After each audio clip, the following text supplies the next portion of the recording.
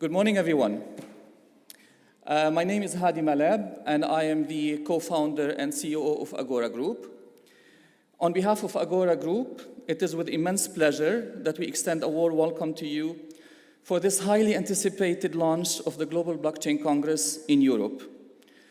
As a trusted and well-established brand in Dubai, the Global Blockchain Congress is renowned for connecting investors and blockchain entrepreneurs, supporting crypto projects in raising funds, and fostering innovation in the blockchain industry. In fact, when we launched our first Global Blockchain Congress in September 2018 in Dubai, Dubai was very little known in the ecosystem, and there was a lot of uncertainty back then to what blockchain actually is, how do you invest in blockchain, and what is the outlook for the industry as a whole. Right now, five short years later, Dubai is a truly global hub for blockchain entrepreneur, boasting more than 8,000 companies that are focused on crypto and blockchain that are based in Dubai. We take pride at Agora to have played a role in promoting Dubai as a hub for blockchain, as many of these entrepreneurs and many of these companies first got to know what Dubai has to offer through our Global Blockchain Congress. This edition of the Congress is promising to be a remarkable gathering of industry leaders, visionaries, and pioneers in the blockchain space. With more than 100 investors, institutional investors, and over 20 groundbreaking startups in attendance, the event is poised to be a hub of knowledge sharing, networking, and forging valuable partnership. In addition, the Global Blockchain Congress provides an unparalleled opportunity for investors and entrepreneurs to conduct pre-arranged and pre-scheduled one-to-one meetings. This format is unique to our Congress. These meetings are very carefully curated and have proven to be very effective in helping companies raise funds. We urge you all to take full advantage of these meetings and to connect with as many entrepreneurs and investors as possible. The one-to-one meeting room is right adjacent to the conference room, and most of you have already a schedule of meetings, whether you are an investor meeting with entrepreneurs or a startup that is meeting with investors. Please make sure that you look at the schedule and that you adhere to the meetings. We extend our heartfelt gratitude for all our sponsors, partners, and participants. Without your support, this event would not have been possible. This is a list of all the sponsors and the supporters of the event. I want to extend a particular thanks for Animoca Brands and Kelser Group, who are the strategic partners of the event, and for all of our other partners. Once again, we warmly welcome you to the Global Blockchain Congress in London. May this Congress be a catalyst for groundbreaking innovations, fruitful collaborations, and transformative opportunity for all those in attendance. Thank you.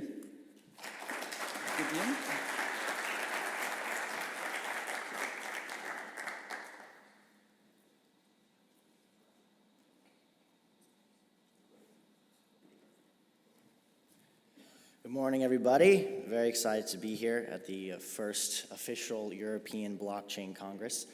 My name is Gideon Davis. That's the first time I've used a clicker. My name is Gideon Davis. I'm the co-founder and COO of Kelsier. We are a marketing and consulting services group in the Web3 space. We do a lot of other things, but in the Web3 space, that's what we do. We have a big team here. Most of them are sitting over there. There's about 10 of us here. We'd love to connect and talk with you. So really excited. This is actually my first time being an MC. So for better or for worse, you guys are going to get to be my guinea pigs and go along and learn on this journey with me. So Hadi and the Agora team have really done a truly incredible job of bringing everyone together here that shapes the future of blockchain. As he said, they were an amazing they did such an amazing job in Dubai and have helped launch so many different projects. And we're very good friends with the Agora team. They put together an amazing conference, and I'm really excited to learn with you all here. We're going to be able to listen to the cutting edge of the world of NFTs, of DeFi, the metaverse, L1s, L2s, even layer zeros. So it's going to be an amazing time, and the tides are shifting. I think we've felt that a little bit. More and more, things are changing. It's been a tough bear market, but I think we're entering into a new phase, and there's really no one better to help kick us off into this new phase than our keynote speaker, who I'd like to invite up onto the stage, the CEO Investments at Animoca Brands, Mr. Robbie Young.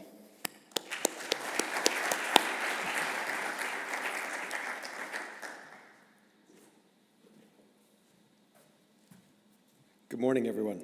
Thank you for having me. So I'd like to give you, sorry, I will do, next one. Brilliant. Here we go. Good morning, everyone. I'd like to give you a quick just overview. You know, I spend a lot of time looking at investments on behalf of Animoca Brands and see a lot of things in the market. So I thought it would be good to just give a kind of a general update as to some of the things that we're seeing in the market these days. Just quickly, for those of you who may not know us, we are a game developer. We are one of the most active in Web3. We have 13 studios around the world. We do games of all types, mobile, console, PC, but everything is on blockchain. We've been focused on nothing but blockchain games since 2018.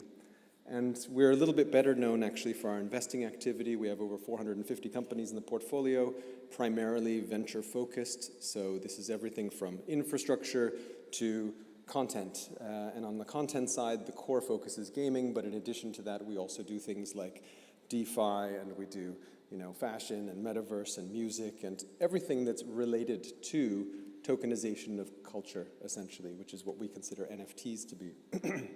Now, quickly, I'm going to run through these because I don't have much time this morning to go through all these slides, and there's a lot of stuff out there. But I'd like to start with, of course, AI everywhere. So AI is going to make our lives easier. It's going to steal all our jobs. It's going to make us breakfast. It's the answer to everything, and that's where all of the investor attention has been for the last 6 months. But where is it in relation to what we do? A couple of examples. So here's Blockade Labs. The idea that you can take 3D visualizations in 360 degrees, photorealistic, and generate them from text prompts. How does that affect our industry? It's a very simple way, as we think about how we create content, to visualize content. Everybody has ideas.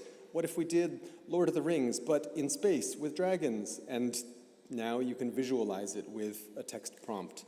And this changes that kind of ideation process for creative teams, makes them more efficient, makes it faster, and I think we'll see a big explosion of creativity as a result of these kind of tools. Another one from Rosebud.ai, similar vein, but slightly different in that it's less focused on photorealism, but in this case you can go from text to executable code. So essentially you can give it a text prompt and come up with actual generated code to create games. So it will actually make the game for you. Again, this is still in its early stages. This is not for highly sophisticated game dev teams. You know, we're not going to worry about, you know, Rockstar and EA are not going out of business anytime soon. But again, we're going to see a huge, I think, wave of innovation as a result of the ability of these kind of tools to save a lot of time. And the last one, I put generative art there just because it's really cool, frankly. But on the right side, thinking about ChatGPT, one of our studios we invested in called Clang has been doing really cool stuff. They have essentially, you know, an MMO that's kind of a city builder. And if you think about how you engage in an MMO, wandering around in a city, interacting, going to work, going to school, what if all the NPCs, the non-playable characters, kind of came to life because they have dialogue? And NPCs have always had dialogue, but mostly it's been junk, and that's kind of the source of amusement for a lot of game players. But once you have actual generative language behind it, it becomes kind of a different medium. At least that was my experience, because you can walk down the street and stop and watch two characters get into an argument on the street corner, and it's a spontaneous argument. You can interact, you can get into the argument with them, and so it's a lot more real. And at the same time, it's an experience that, for an interactive experience, can also be one where it can be passive. You can sit and just watch them argue on the street corner, and it becomes like reality TV. So I think these kind of technologies will bleed into entertainment in very interesting ways. Now, middleware, this is a big trend. I'm seeing lots and lots of companies, particularly because we're in the Web3 space, working on middleware to help users with onboarding, to help that onboarding tech stack, everything from wallets to, no-code platforms for integrating payments and fiat on-ramps and all of the sort of bits and pieces of getting people into a Web3 wallet-connected ecosystem. Obviously we can debate about custodial solutions and et cetera, but this middleware stack, I think, is where a lot of the action is, because people think that once we get this middleware quite refined, then obviously next year and the year after, we'll start to see a lot more Web 2 onboarding into Web 3 because those onboarding steps have been greatly simplified thanks to some of this middleware. Another trend, AAA game teams. AAA games are often the Halo franchises, no pun intended, of our industry, because they tend to be the biggest budget, most photorealistic summer blockbusters, so to speak, of the game industry. And we see teams now, from traditional AAA backgrounds, launching solid AAA product in Web3, everything from the team that created EVE Online to Summoner's War to the team that, our team who worked on Assassin's Creed, who's created Life Beyond, to the NFL Rivals team that comes from the Madden team. So I think this is important. This is important not because these games are going to be the blockbusters. This is important because these are the most talented individuals in our industry, and they've decided that they want to build in Web3. That's the important point here that I'd like to emphasize. So, interoperability.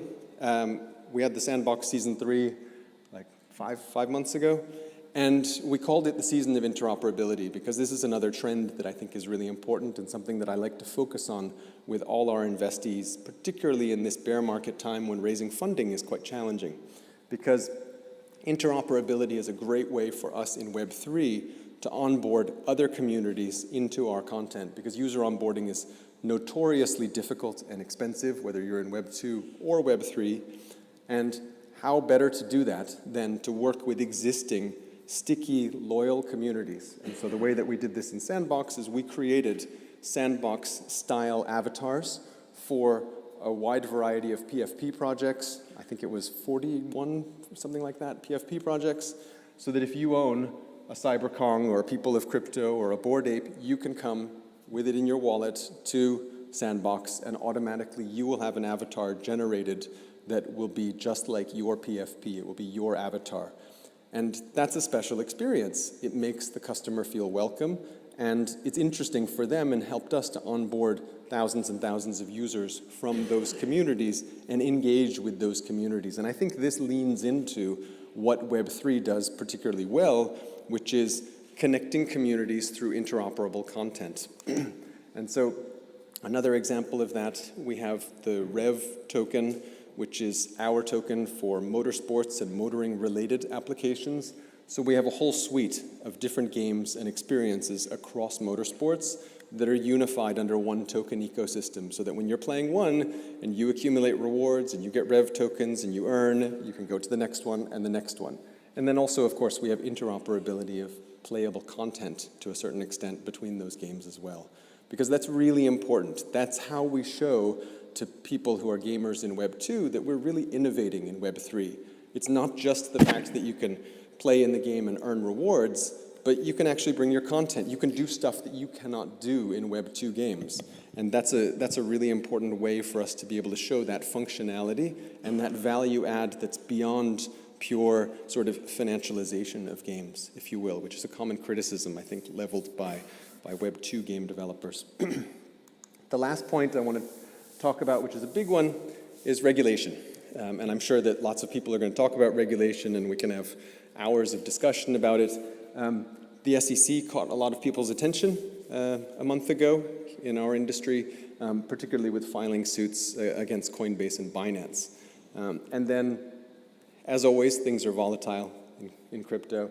So we had an announcement about a settlement, or a judgment rather, in the case of Ripple about a week ago, and I think that this has had the benefit of perhaps softening the blow of the initial SEC suits in terms of market sentiment, because I think the Ripple judgment gave a lot of people in the market, what do I want to say, comfort in additional clarity, because it does provide a lot of clarity, at least as far as how the circuit court in the state of New York, which is, you know, at the leading edge of financial regulation in the US, feels about these issues, particularly as it relates to tokens traded on exchanges, for example. And so I think that what our industry was searching for, of course, was not judgment of a particular nature, but just clarity. And this provides some clarity. And I think we saw in the market sentiment following the Ripple judgment that that has changed things a lot.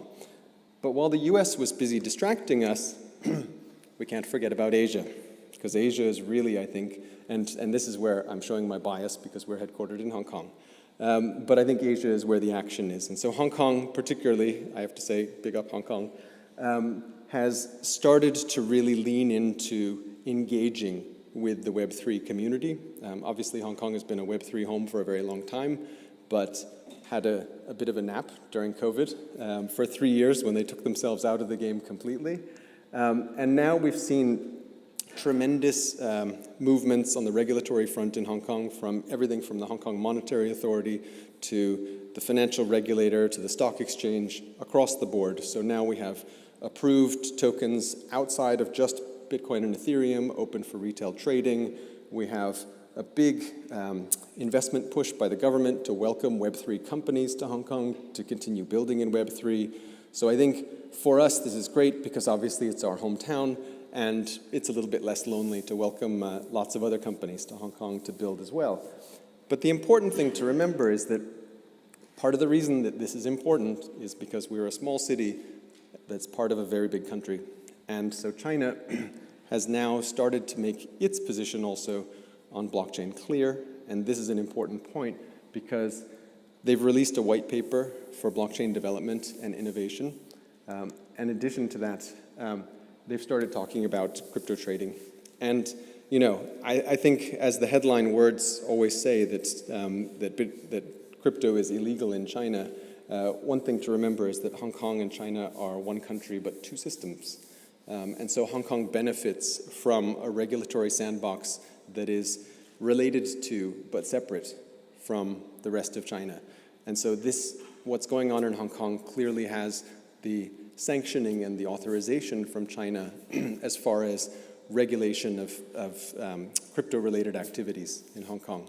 So I think this is great news, because I think from our industry perspective in gaming, one of the things to remember is that gaming, you know, in Asia is about half of the global volume and activity for the gaming industry. But more importantly, it leads the gaming industry in innovation. So most of the, you know, business models of games, free-to-play gaming, etc., mobile gaming, all of these were pioneered in Asia for the most part. So I think that we're going to find the same thing in Web3, where you're going to see a lot of innovation and you're going to see a lot of user adoption in Web3 happening in Asia. So, for example, any of you who are Bored Ape Yacht Club holders, Ape Fest is going to be in Hong Kong in September, so we welcome all of you to Hong Kong. So that's what I'm seeing. Thank you very much.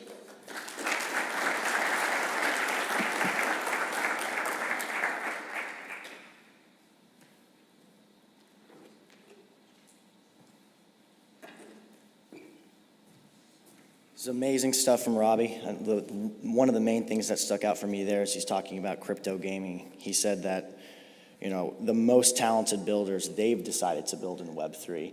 And I think that speaks to the whole, or they decided to build in Web3. I think that speaks to the whole of Web3, not just gaming, that it's been a little bit of a fringe idea concept, but more and more, it's going to become more and more mainstream, and it won't be the fringe, it will be the center. And at the end, it was perfect timing, because Robbie's talking about regulation, and now we are gonna go to our first panel of the day, which is on the onslaught of regulation. which is a defining moment in the life of crypto. So I'd like to welcome to the stage the moderator for this panel, Karnika Yashwant.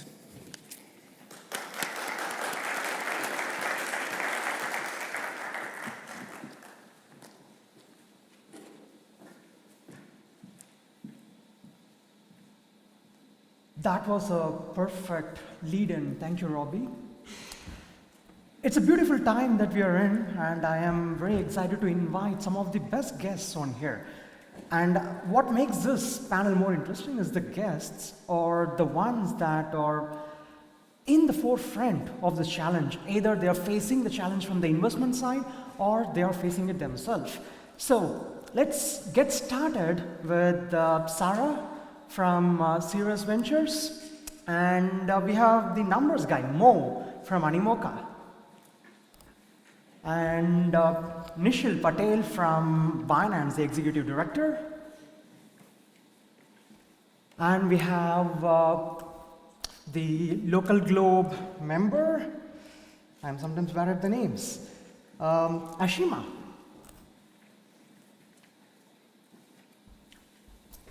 So we are in this defining moment, and the questions and the thoughts that's going on in my mind is how these regulatory changes are transforming how the space is being perceived from inside and outside. I'm a strong believer.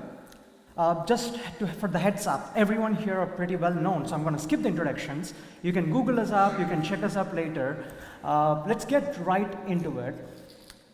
I'm a believer that irrespective of how strong the regulations go, you're not going to kill crypto. People have tasted what it means to be free. So that is a part that I believe will always exist. But for the adoption, for things to get better, faster, for more people to get in, there is a need of safety and clarity, which is required and which is what regulation should be striving for. So my first question goes to you here, Nishil. Yes, I think that's pretty much anticipated when you got in here. With the whole transformation that's happening and the new news that's upcoming, where and how do you see the role of crypto organizations go? Or you guys, everybody in the space, do you say the focus should be on just get your product fully ready for the regulated market, or would you really create a product for the real needs that's existing in the space and wait and work with the regulators to change or let them innovate their regulation to suit it? Yeah, I think it's very much depending on the regulator as well, right? So, and the approach. So definitely building products first. That is desperately what consumers need, is something that's always been at the ethos of our mission statement and whatnot. Now, I think when you have certain regulated markets that potentially may be a bit more difficult to enter with these, products and services because they don't really understand it yet, I think there's a huge educational piece that has to be done there. And I think carefully approaching those markets with the products and services is the right approach. And I think, the markets that, obviously are receptive of these new products and services, you work collaboratively with the regulator. So even a sandbox environment or, helping them draft out a framework, they may not have a framework in place. So there's a variety of work that we do on that front as well. And that's purely on mainly the emerging markets. That makes sense. So with these changes that's happening in the regulatory framework, Mo, since you're the expert of the numbers, whenever I see your name anywhere, I'm like, okay, the numbers are perfect here. So tell me this. What is the correlation you see between, the crypto trends are always going on the rise, but then the correlation between regulation and the crypto trends or the growth in the crypto space? I think when we say regulation, there's different layers within regulation. It's what's the regulation that binds you within a specific nation state, or maybe what's the regulation that binds you within the App Store or the Play Store. So it depends on the product. So if we bring it down a layer with a lot of the products that we're working with, they might have a live token ecosystem, but then we might have governance on one end, and from the governance aspect, you can access that web-based. But if I need to download an app, then all of a sudden, there is that layer of regulation, so to speak, which is stopping me having NFTs doing certain things. We can't have tokens outright within apps right now as well. So that's on my day-to-day, especially when we're dealing with a lot of the subsidiaries and portcos, and it's the focus of what can we actually do within that sandbox environment, so to speak, or within that app environment. And then you've got that existential layer on the outside, which is this a security? And I think as Robbie alluded to earlier, everything is a security, and then XRP comes along and actually not everything is a security. So we're still finding our way out in terms of, well, what can we do, what can't we do? It's with what's happened over the past few weeks, I think it will be net positive for crypto, because we'll actually have clarity now that the SEC have essentially said, well, Coinbase have been trading securities, Binance have been trading securities, the most liquid tokens out there are all securities. Well, you now need to provide clarity as to why you think that's the case. So I generally believe over the next 6 months we'll be in a much stronger position to understand, well, what regulation actually means. And the SEC is always taken as the highest bar. If you're compliant with the SEC, in general, you'll be compliant with a lot of other jurisdictions as well. So it's the goalposts are ever moving and ever evolving from that aspect. I think the layers of regulation is a very good perspective there. That changes how something can be maneuvered in the space or how something can be controlled or funneled in at any point in time. That's a pretty good one. Sarah, I have something for you. I know that you spent a good part of last year trying to figure out things between CBDCs and regulated crypto, how things function, and what is the changes in effectiveness between both of them. I'm curious to hear what your findings are, because you never told me about it, and I think a lot of members here will benefit from the research. I think, yeah, it's interesting to see how regulation can actually drive mass adoption. So even, let's say, in that research last year, it was between how would be cryptocurrencies and CBDCs accepted in the retail sector. And I just want to ask here in the audience, how many of you believe that regulation would actually drive the mass adoption and onboarding Web2 users in the space? Just raise your hands. Okay, it's like roughly, yeah, half a bit of the majority. And actually, if we look at that in terms of mass adoption, we have to look on the circle of impact, right? Because we have the investors, we have the founders, and we have the users. And if the original reason of regulation is to give more consumer protection, more clarity, and if that is in place, policies can really drive to have institutional investors in place, industry players drive into the crypto space, and that also attracts, of course, more liquidity and capital, as well as, yeah, attracting more businesses to tap into crypto and also more talents. And at the end, then also give more trust and confidence to non-crypto natives to tap into crypto. And this is the same also that I found in the research I was involved in, that it's really about the trust and confidence you give of the regulation. And one interesting aspect is what Robbie also presented earlier. Wherever our laws are set up in a certain region, new opportunities are opening in other regions. So we see Asia, even now UK is very bullish right now to promote crypto, also Middle East. So there are always new opportunities where we see, okay, regulation actually shapes and evolves the adoption in the future. That's a good perspective. I would like to hear an extension of this from either of you here. When it comes to regulation, we do say that it can lead to mass adoption, but also regulation stops people from entering, and you need to be an accredited investor, you need to pay 1% transactional tax, or you need to do all those different steps before you can use it. Does it really lead to mass adoption, or does it make it challenging for people to actually get in? Yeah, I think regulation provides clarity fundamentally. Is it the only funnel for mass adoption? No. Is it one of the most important ones? Yes. I think education is another layer, and I know again we talk about education quite often, but it's a missing layer, and we're reaching a point where we can abstract away a lot of the blockchain elements. But I think something I like to do, and maybe it's an exercise we'll do together. Who remembers a few years back when Facebook/Meta brought out WhatsApp? How many of us remember that? Quick show of hands. How many of us downloaded Telegram or Signal as an alternative because our data was no longer safe on WhatsApp? How many of us still use WhatsApp? And that's exactly the problem. So it's, it's even though we have the education and we know our data isn't safe per se, but outside of that, we're still using it because of network effects. And it's very important to understand the power of network effects as well. Because it's, if I'm on a platform where no one else is on that platform, then I'm not really going to stay on that platform, even if I believe in the guiding values of that. So it's how can we abstract away the back end is an aspect of it, how we can focus more on front end experiences, and how we can really start introducing the idea of, well, what does digital ownership actually mean? Why is it important? What is financial literacy? Why is that important as well? Because I feel having that as a base understanding really allows you to pick up the understanding of the potential of crypto a lot quicker. That makes sense. Nishal, so here's a question that is very data-driven.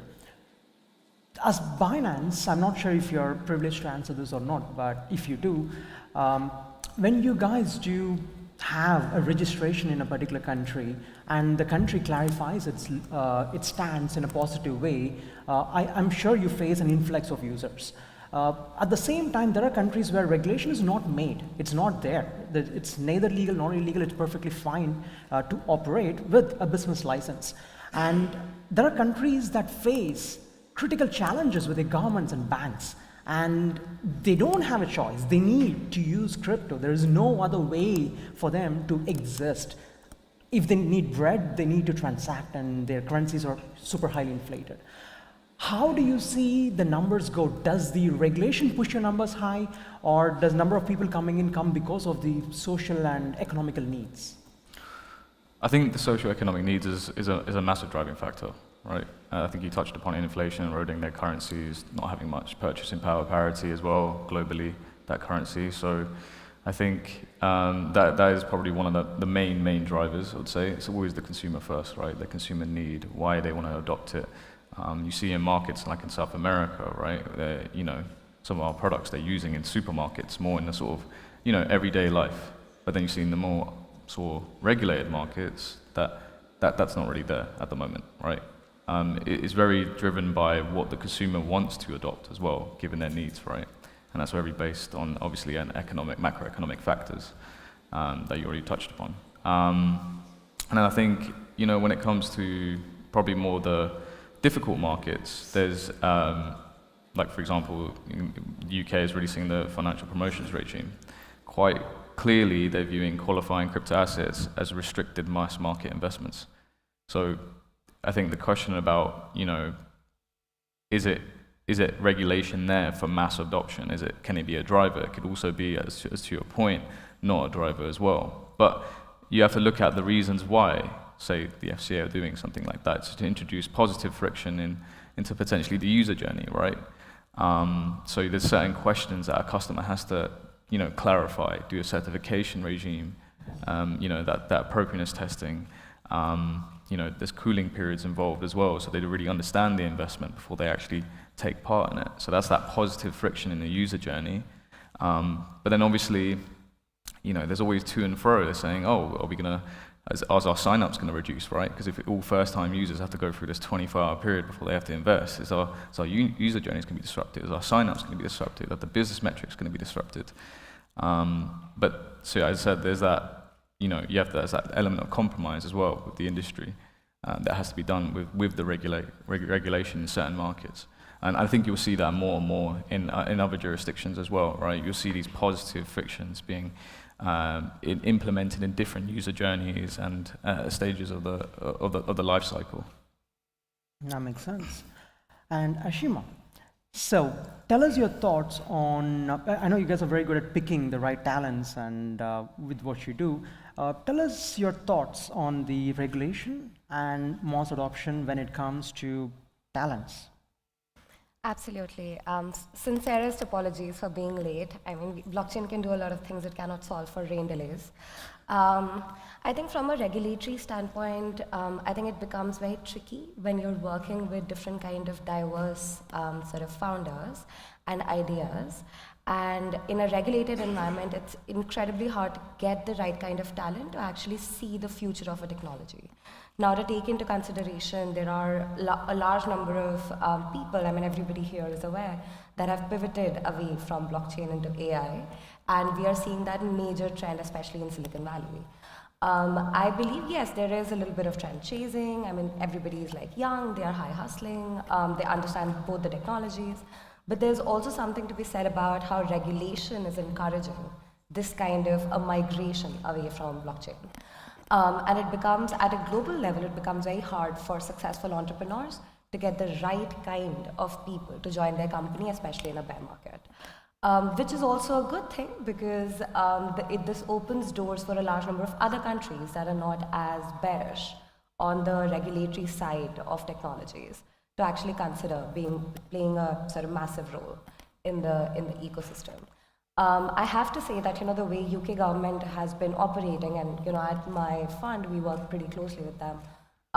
It's very clear that they want to understand the tech better, and they want to ensure that there is a framework of sorts that can be laid out to ensure that from an end retail consumer perspective, I mean, from like any financial authority in the developed world, the priority is always to save the retail consumer from any kind of attacks, from gambling, from leveraged speculation, etc. So from the government's perspective, it's very clear that is definitely their priority one. But their priority is not in consideration from a perspective of we will do anything to ensure that that doesn't happen. They are not being predatory on any tech. What they are saying is, I mean, back in the World Wide Web days as well, it was very hard to safeguard all the retail consumers from the dot-com bubble that burst. What happened at that time is something that they are trying to prevent this time. And in this way, they are still being supportive of the technology.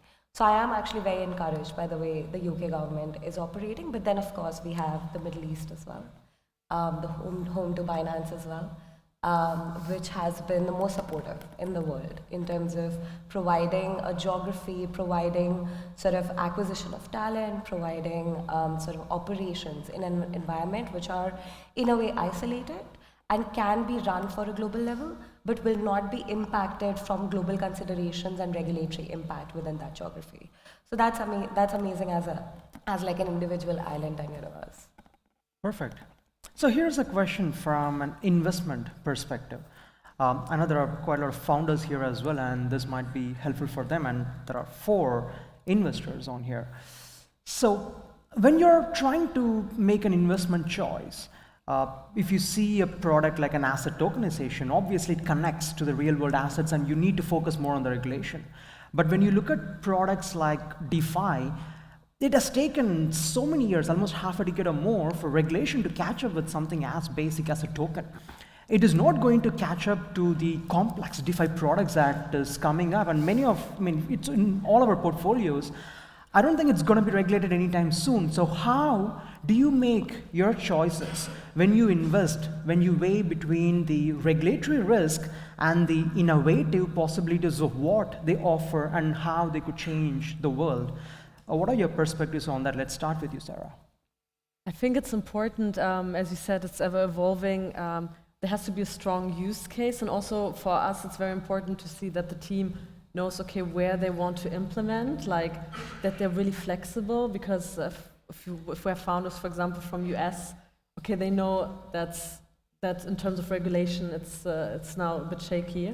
So for us, it's important, okay, what is the roadmap in terms of implementation? And of course, a strong use case. So it's hard to say, okay, because of certain regulation, we would not go for a certain project. This risk will be always there. So it's more about really the use case. Okay, to summarize, the awareness, flexibility, and the willingness to take the risk, which is part of every VC's role. Exactly. Perfect. Mo? I think for us, because we're in quite a unique position of the size of our portfolio, it's in addition to what Sarah said and what the rest of the panelists are going to say, it's also what impact they have within the wider ecosystem, because we have so many different moving parts. It's where can you come in and add value to the wider Animoca ecosystem, outside of obviously the team, the product itself, and the standard things that you look for. So that's always maybe an added edge on our end. Okay, so your investments are really adding something to your ecosystem, enhancing the other companies, so it makes more sense for you to take the risk there. Absolutely. Perfect. Absolutely. And you, Nisha? Yeah, I think when it comes to DeFi, I think the easiest one is on the non-custodial wallet, right? For them to understand, the regulators to understand that. I think that's one of the first access for, mass adoption into sort of the Web3. Obviously with Ethereum and the account abstraction as well, obviously forwarding, how we're protecting private keys, we're going to probably do away with seed phrases and stuff like that, writing down long sort of unnecessary phrases on a piece of paper and then sticking it God knows where. I think, it's moving to more, smart contract accounts, more similar to sort of a retail banking account, right, in terms of functionality, but also having a lot more sort of, when it comes to recovery of key, having this social recovery sort of element to it as well, where you can shard your key to various sort of parties, your family members, etc., so they can have a piece. So there's a lot more intuitive pieces, and I think with developments like that, it makes it easier for the regulator to understand, because it's closer to TradeFi sort of functionality, but it has a lot more, I would say, differences and layers of protection and audibility, all that good stuff that comes with the blockchain. So I think that's definitely going to be very important. And then obviously, introducing your technology into sandbox environments. So I encourage people to actually speak to the regulator, go to the sandboxes, because that's how they actually understand, right? That's how they see the business model. They see the business model in the environment, they understand it, and that actually filters up into the policy level. So their sandbox teams, very much the innovation team and the regulator, and then that carries through to the policy team, and that's when they're drafting regulation, refining regulation with the government and whatnot. I think that definitely emphasizes what you said on the education side. It's a major part of building the regulatory framework, because it's all our responsibility as members of the core members of this ecosystem to help translate our knowledge and experience out. What are your thoughts? Yeah, I think pretty much everything has been said. I will add that majority of the times when severe disruption has happened across the world, across the tech ecosystem, regulation has been done by litigation. The biggest example that comes to mind is Uber. I mean, there's this very famous story that Travis Kalanick used to wake up with like 20 subpoenas and tear them all up and be like, okay, let me go to a new city today, right? And that was primarily because Taxi and Limousine Commission basically hated him. And I think it did result in massive regulatory changes, and Uber is now, globally used.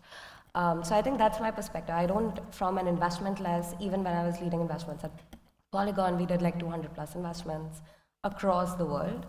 Pretty much, I think, if I'm not remembering incorrectly, about 35 countries. So even then, we did not let regulation be an impediment. We did, though, track the history of regulatory environment within the tech ecosystem of that geography, but that doesn't mean that we needed regulation to be there when we are doing an early stage investment. It makes sense for a growth stage investment. We are sort of, at my fund, we do across different stages. So at Series B, Series C, I don't see how a company will be able to achieve anything beyond PMF if they don't have a regulatory environment that's supportive. But what I've seen, and this is not just blockchain, this is like the tech industry, what I've seen is that majority of the talented founders, they figure out a way to get PMF in a geography where regulation is supportive, right? Or they are like Travis Kalanick, they are like gunslingers and they will do what, do what comes. So I think that's pretty much the way I see it. So when I'm underwriting risks and challenges, I do consider regulation, but it's not an impediment in terms of investment. That's perfect.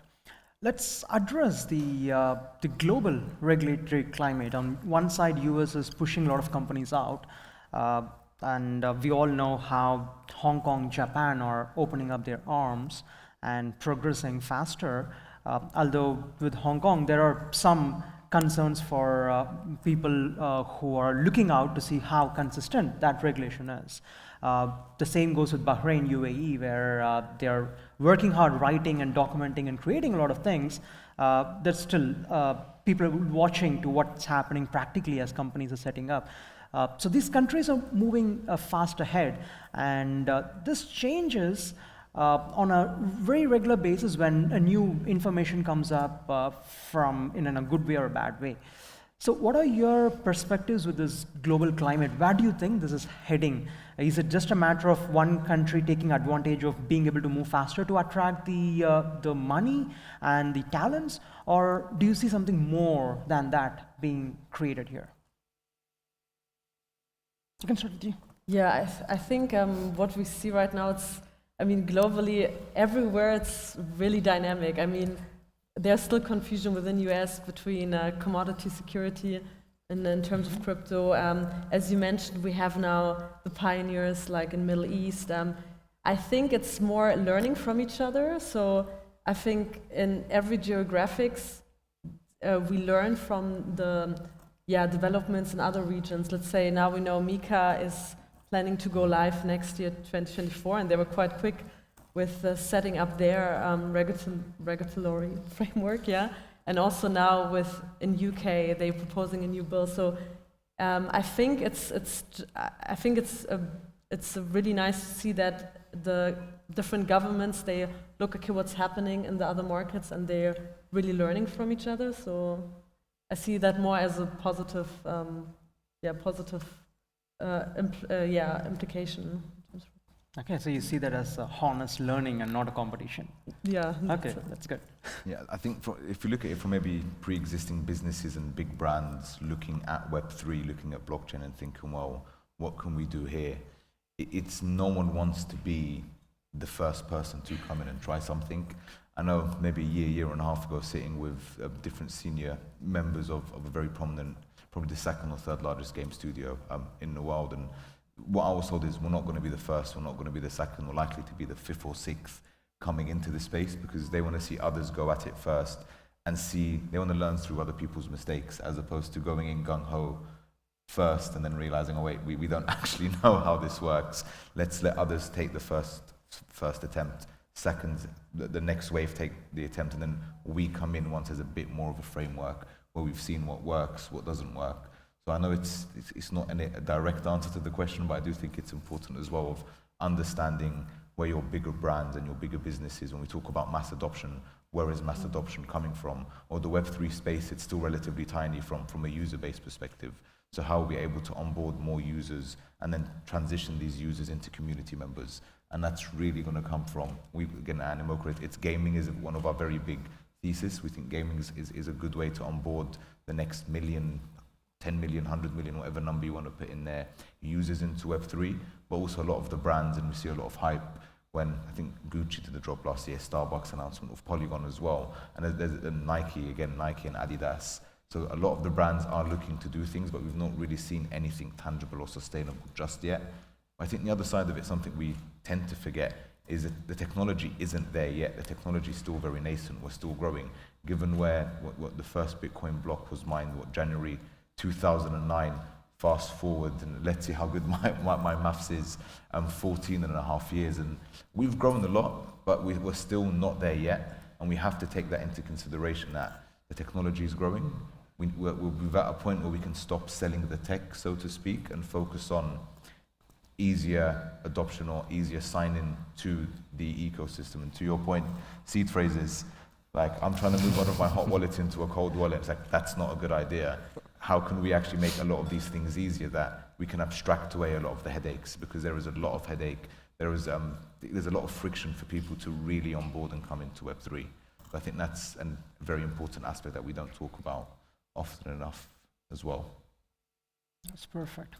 Nishil, what are your thoughts?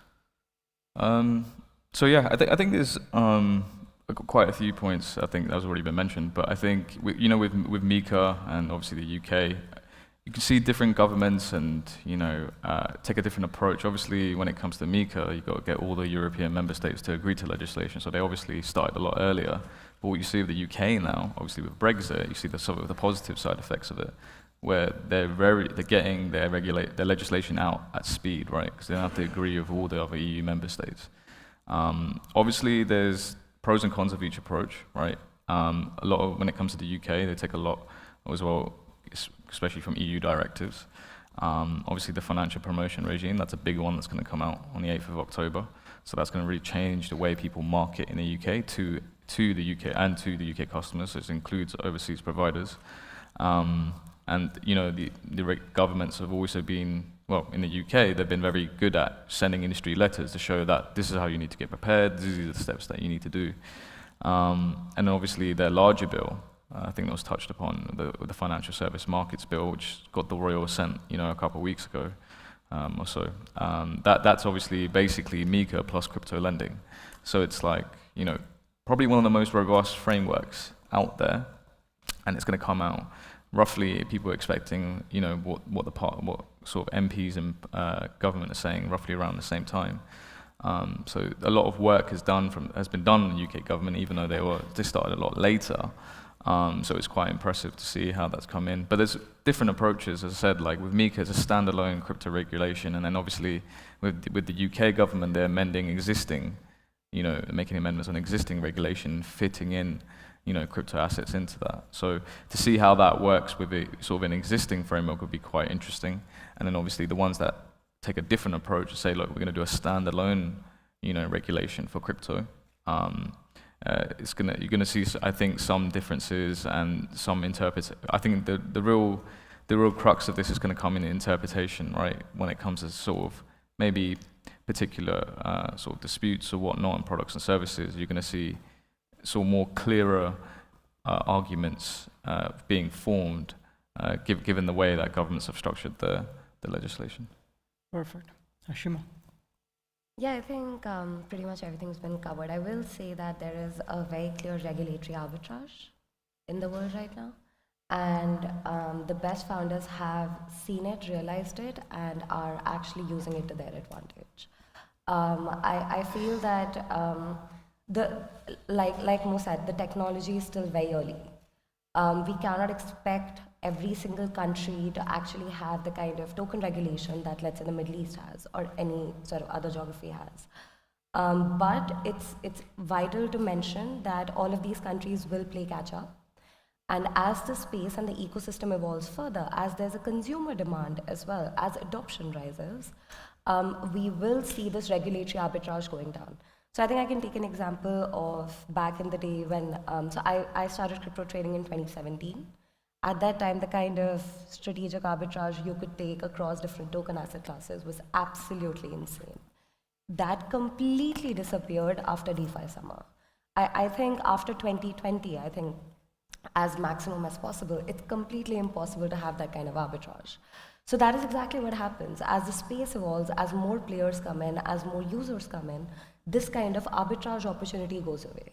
So I do feel there is something to be said about businesses that bank upon this kind of arbitrage are not long-term businesses because their entire life cycle is connected to adversity, which basically means they need the space to not evolve to ensure that they have the sort of the defensibility in their business. It's again similar to what hedge funds went through in the early 2000s, right? Why there was a sort of man-made moat that was created behind HFT as well. So I think there is the sort of evolution that's coming in, but this arbitrage is eventually going to go away in a few years. That's perfect. At best. I think one of the things that I have learned in this amazing panel, which is coming to a close right now, is that I don't really know if this is the defining moment for crypto or for the governments, because the race is on. And I think it is a race of, you can see as the investors and the founders, they're clear with what they want. They are looking at investing in the right businesses, irrespective of the regulatory challenges. It's moving forward. This is the need of the day, the need of this time. And we have only spent, like Mo said, less than 15 years. And in innovations, you go in hundreds and couple of 100 years for the big impact to come. So we are in those early days, and the current regulatory progress, I believe, is much further than what it would have been if it was maybe a couple 100 years before. So we are on the good way, and I'm pretty excited to having hosted this panel with amazing guests here. Any further questions, feel free to check us out, contact everyone in private, and I think everyone are here for a while as well. So thank you so much, everyone, for this great lesson. Thank you.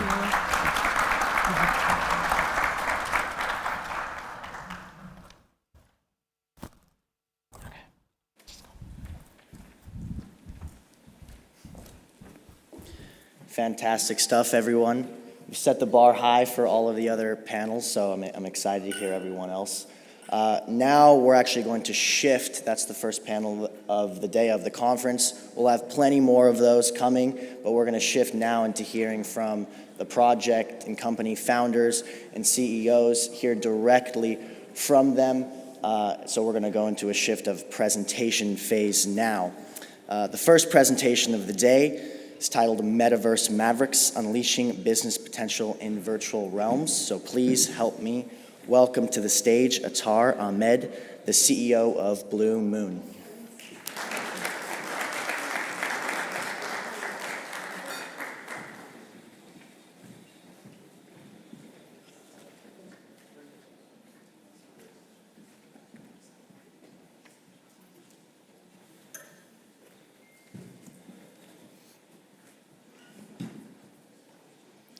Good morning, ladies and gentlemen.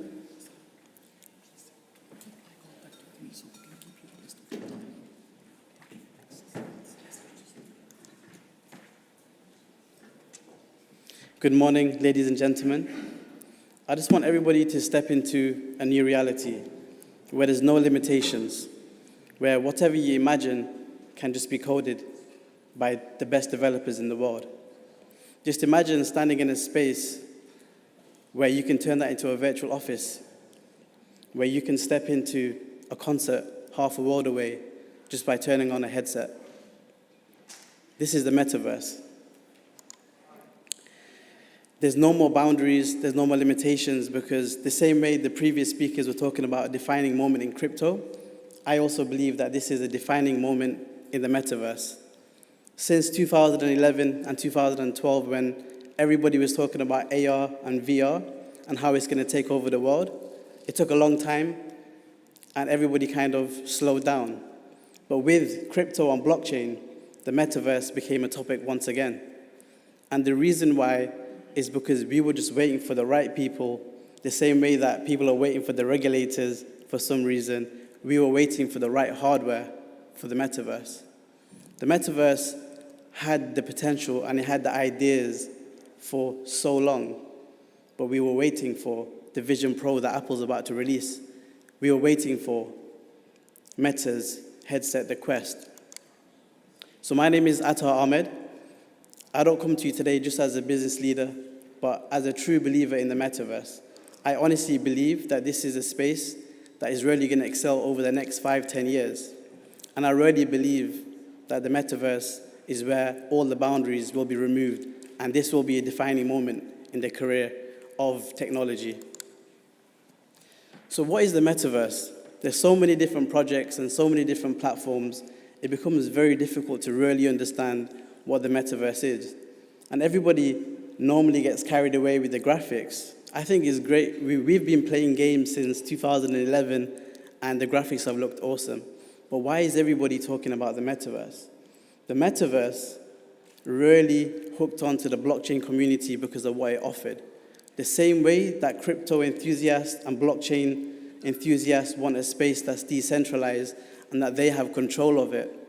When they started to imagine a world that they could create, they also wanted to have that ownership that comes with it. That's when NFTs really changed the game, because now you can track not only what's in your pocket, you can track what you own in the digital space.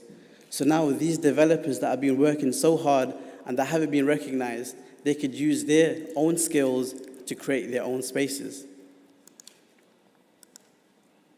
So the metaverse is going to touch on so many different industries. We've seen it in sports and entertainment. We've seen the metaverse touch businesses. But one thing we have to really understand is that brands and businesses in the next 5 to 10 years have to be more immersive. That's how the world works. That's how it's been transitioning for so long. You had those big TVs, and now you have tiny, small phones that are more powerful. You had a supercomputer that filled a whole room that would try to calculate some simple maths, and now you have a smartphone that's more powerful than a spaceship that was built 20 years ago. So technology changes and it becomes more immersive. And what are brands going to do?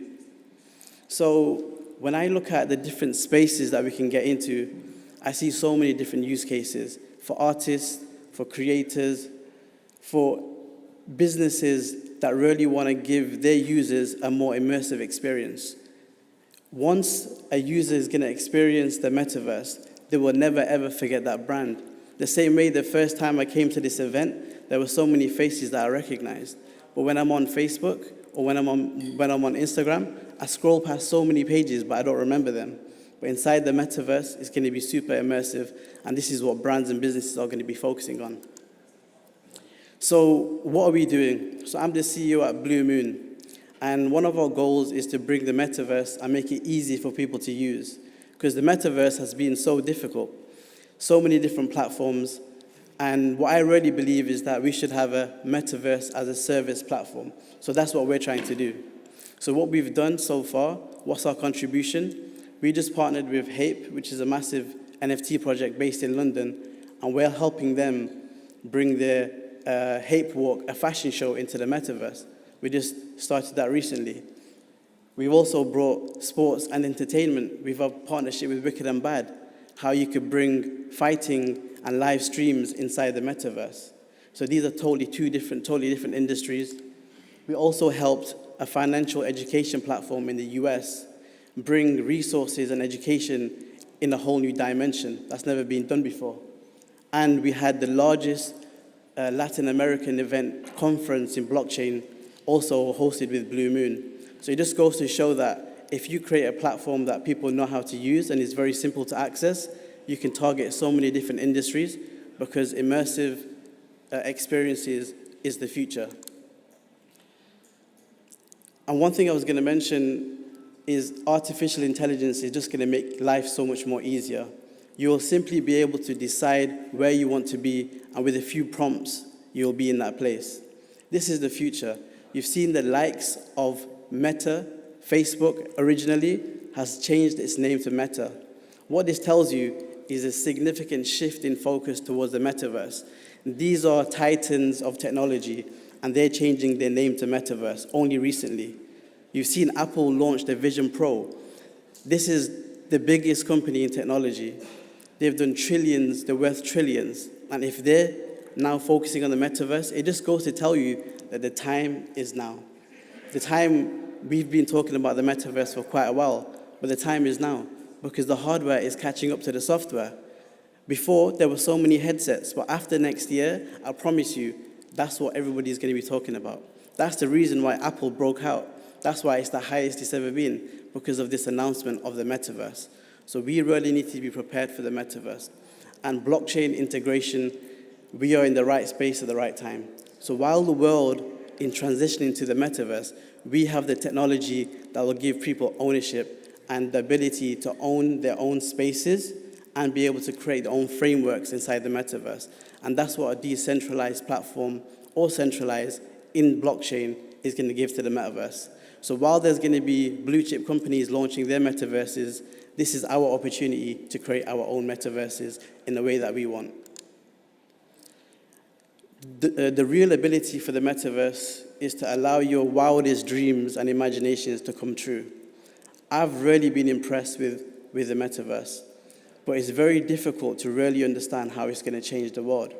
The same business meeting that we're having here today, where I had to travel 7 hours on a plane, then a 4-hour drive from Manchester, I wouldn't have to do that. I would actually be able to visit this conference in the metaverse. And that's when we see real use cases, the real benefits are going to be highlighted by the big giants in the industry. So with Blue Moon, we've come here to really share our vision and show you why we believe the metaverse is the future. So I invite everybody to help us innovate, help us see how we could move past any obstacles together. And if you guys want to see what we've been working on, we have a video and we have a few things to show you. Feel free to find us at our desk. We have the team sitting on this table as well. So thank you very much, everybody, and I'll see you in the metaverse.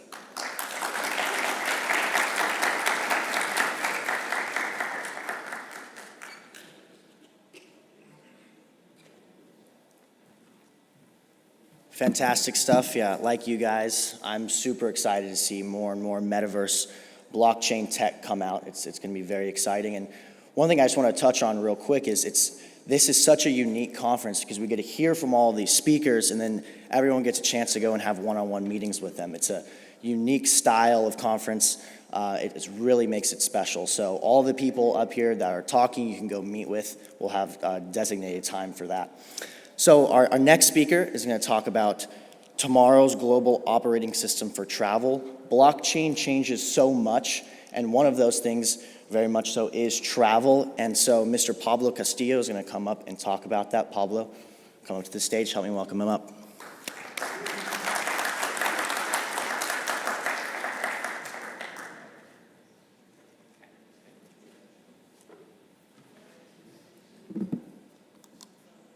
Hello, everybody. My name is Pablo. I'm co-founder and CTO of Chain for Travel. And if you've been visiting Web3 conferences like myself in the past few years, you mostly heard about gaming, DeFi. And I would like to talk today about the most beautiful industry there is, the travel industry, and how we at Chain for Travel are actually using blockchain technology to transform this industry.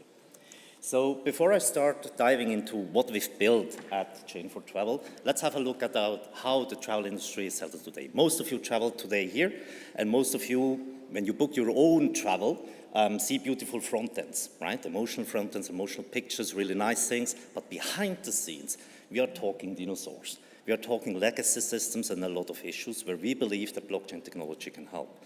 So for instance, let's raise a hand. Who checked out their hotel to come here on TripAdvisor? Few hands, okay. So TripAdvisor has one big problem, for instance. 10% of the reviews are fake. So you don't know, has that person submitting the review really been there? One of the other biggest issues in travel actually is the payment cost. It's killing us. So 3% of the margin goes away only for payment. 24 billion a year, it's fraud, chargebacks and payment. Hotels and travel industry members like airlines are struggling with. And it goes on and on and on. So we said, okay, is there not a technology out there which we can use also for the future to upgrade the travel industry a little bit? Looking at the future, I mean, it's hard to predict the future, but we know a few things which are coming. So we heard a lot about wallets, not only crypto wallets, but digital wallets will become more and more important, right? We know that the central banks, I mean, the Web3 fundamentalists don't like it very much, but the CBDC is a reality, it will come. More than half of the states worldwide are already working on digital currencies, be it crypto or digital currencies of existing money. Same is happening with our identity. Here in Europe, for instance, by 2030, 80% of the countries will have implemented the EIDAS project, which is a EU ID wallet. So that means our customers of the future will be running around with a wallet, with their digital money, and with their digital representation of who they are, what kind of preferences they are. So the booking flows, how you will interact with booking websites, be it airlines, hotels, tour operators, cruise ships, will completely change. And this is actually not a slide from us, it's a slide from the European Union. We just copied it over. So the idea is customers will have on their devices, and most of the devices today who are being manufactured already come with their private enclaves. So laptops or mobile phones. So your ID, your money, your keys will be saved there. You connect to the front ends. The front end is able, if you consent to that, to read the data. We've been talking about personalization since ages in travel. We've never reached that. Why? Because nobody has proper profiles. But now imagine a world where our customers will be running around with their profiles, and they're willing to share that with you because they get something in return. Be it some benefits, like if you are a gold member, it's automatically reconnected, or you get curated content. You don't have to click through thousands of hotel results like on Booking.com and Expedia right now, because you get only the 4 that matches you.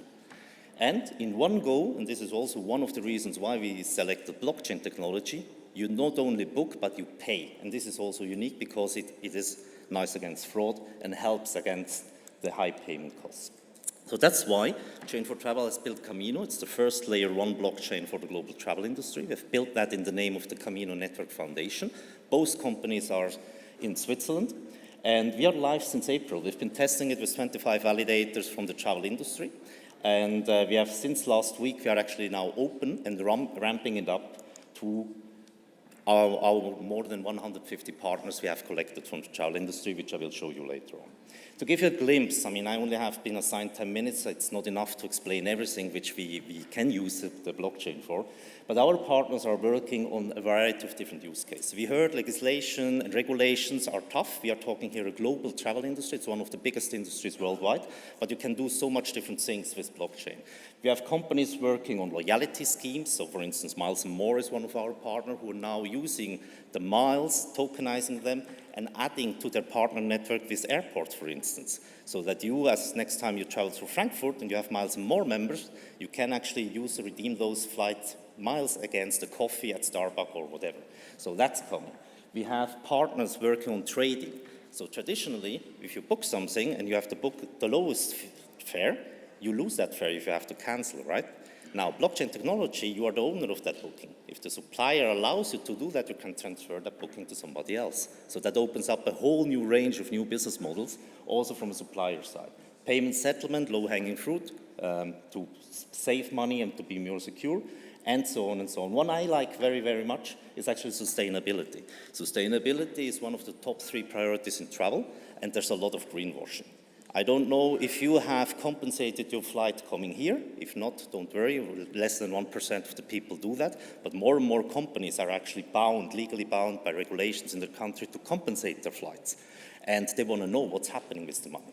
With blockchain technology, you can trace the money down to the project actually that you have selected to support. So this is one of the use cases also where we work with a few other partners. So we've built the ledger layer, Camino is there. Now more and more companies are starting to build applications and contracts on top of Camino. For instance, now in August, Sleep.io, the first Web3 native startup OTA will go live on Camino.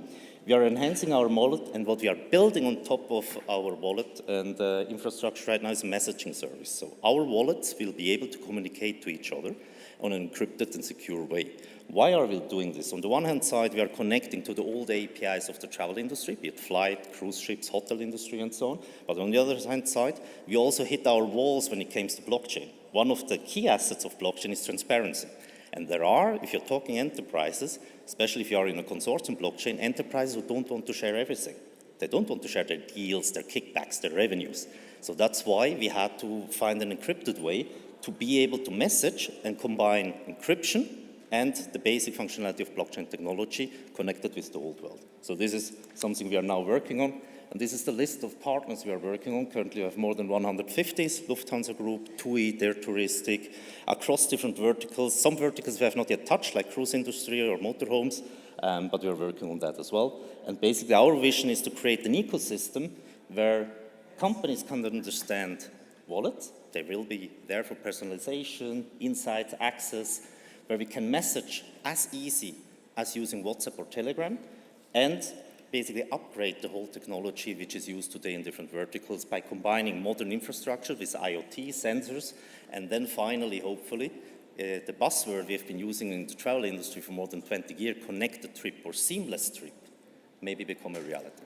So if you want to learn more about us, Camino, ping me, and I will be here for the next 2 days. So thank you very much for your attention.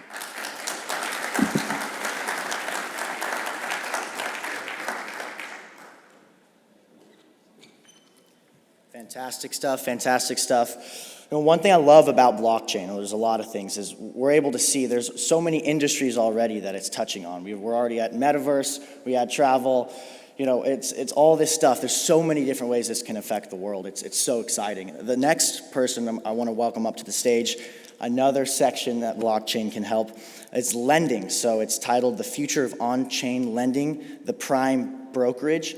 So please help me welcome to the stage Mr. Piotr Duda, the CEO of Delta Prime.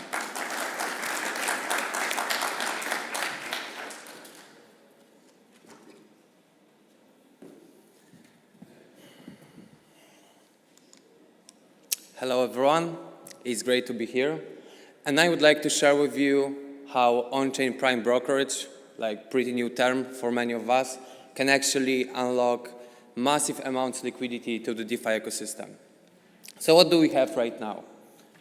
Right now, over the last couple of years, we have seen a tremendous growth of on-chain DeFi lending protocols.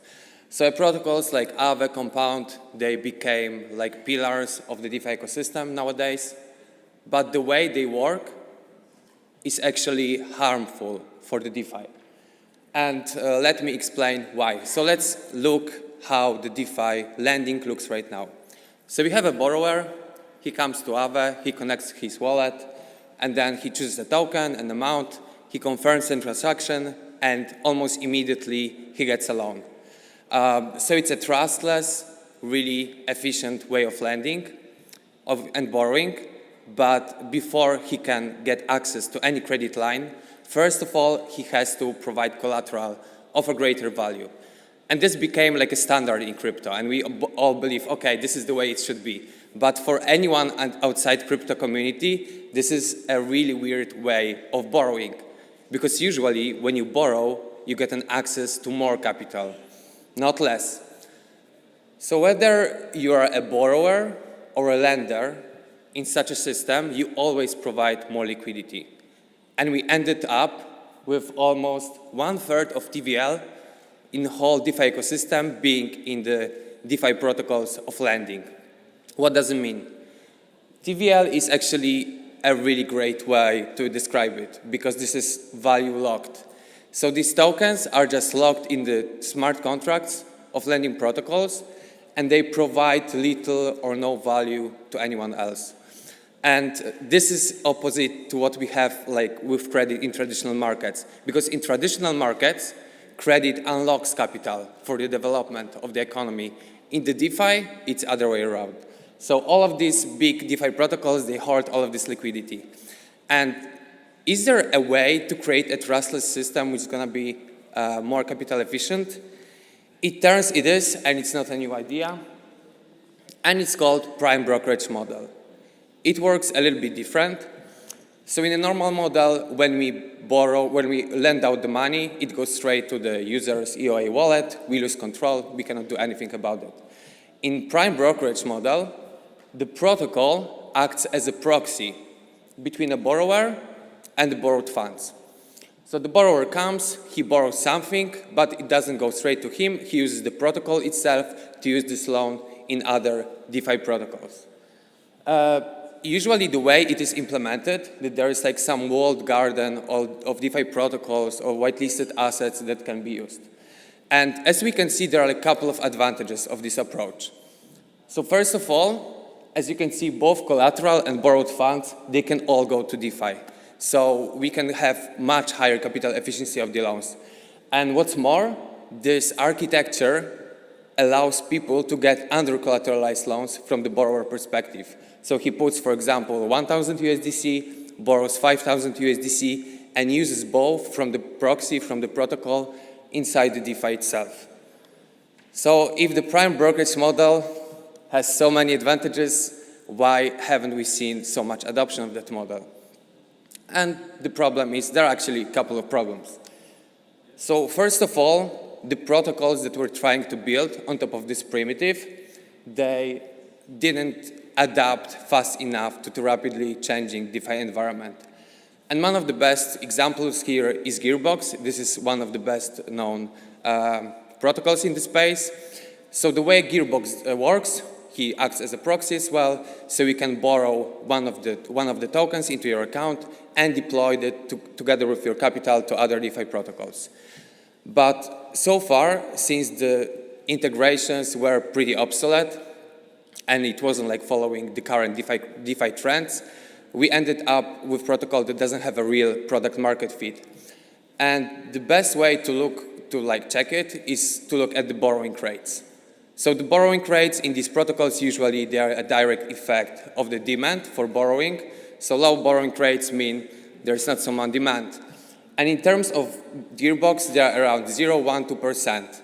So if this is a point of start, like people are able to borrow up to 2%, depositors end up with 1%. So obviously, it's really difficult to grow such a protocol, and the protocol has to emit token just to keep liquidity in.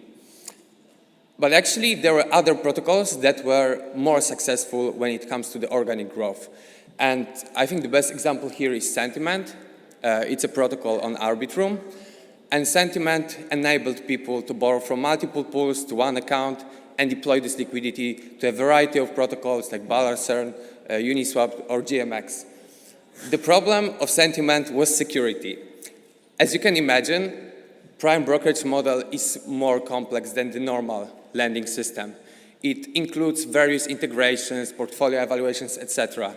And most of the projects so far, they evaluate all of these values on-chain, which, as we learned through the last 2 years, is always susceptible for flash loan manipulations. So one by one, these protocols are getting exploited. And those two areas, so adaptability and security, were our priorities when working on Delta Prime.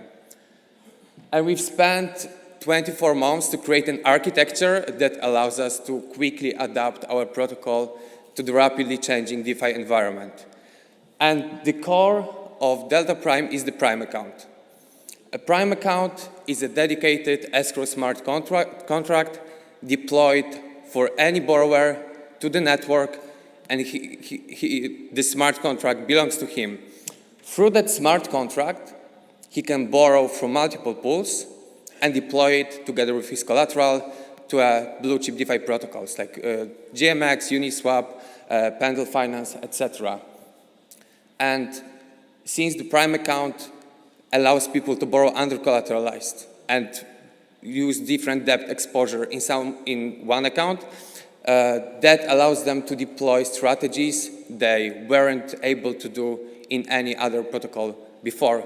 For example, they can hedge their GLP positions. They can create new data-neutral strategies or like leverage concentrated liquidity positions.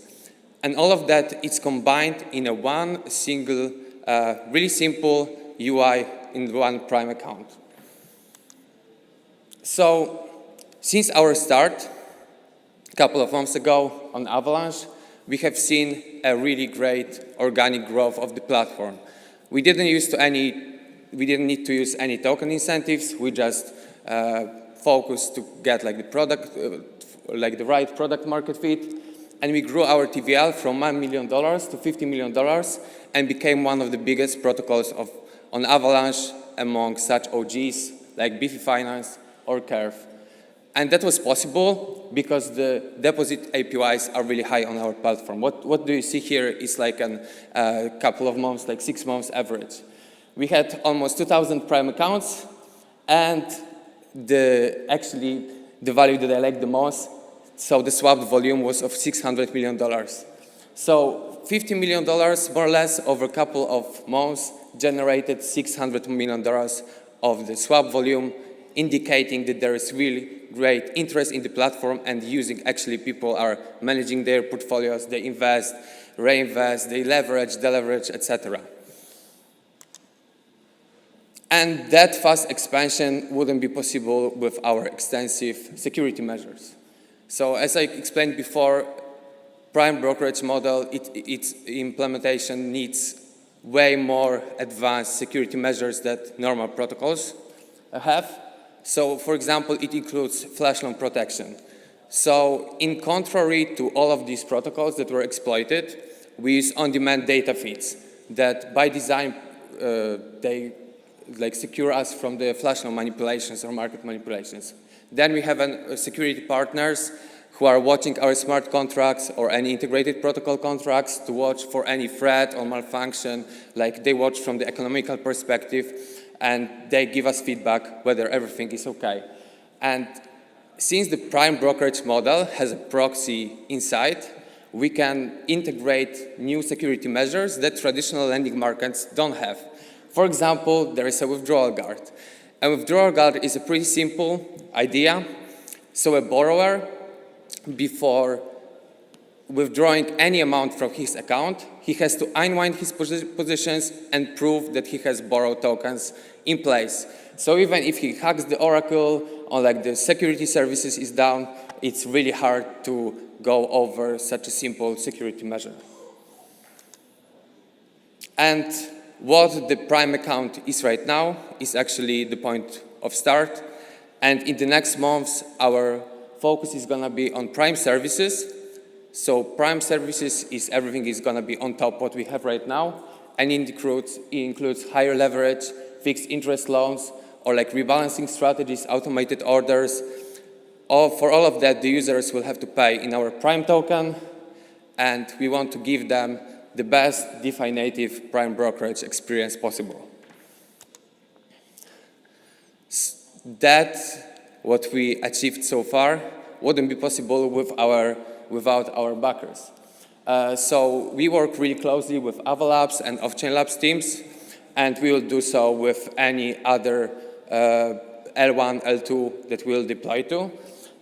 Since actually it's pretty easy for us to get these partnerships in place, as the L1s and L2s, they see what potential we can bring to the ecosystem. And we have partnered up with GMX, Trader Joe, Balancer, etc., to ensure that we have the right audience when we launch. So we focus on the active DeFi users of the DeFi protocols. Of course, we needed some funds as well. So in the beginning of this year, we closed our pre-seed round, and soon we'll open our seed. So we would like to invite you on our journey on unlocking this enormous potential and making DeFi credit efficient again. Thank you very much.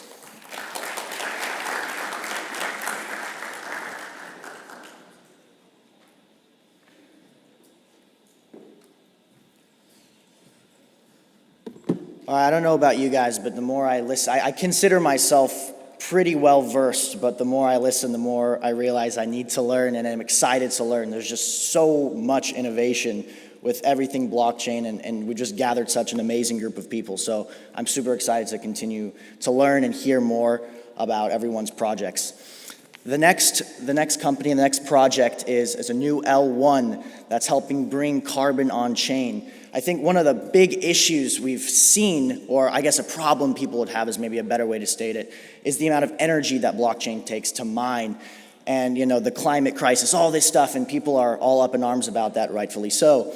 And so this next protocol, it's a new L1, has come and brought carbon on chain. It's a carbon negative blockchain. They've already planted 1 million trees, and so I'm excited to hear and learn more about them in this presentation as well. So please help me welcome to the stage Mr. Rupert Reed, the Chief of Staff of Kyoto Protocol.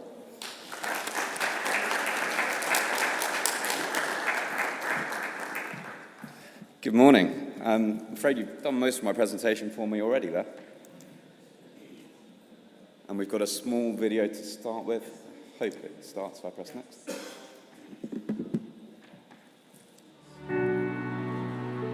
Three, 2, 1, let's roll!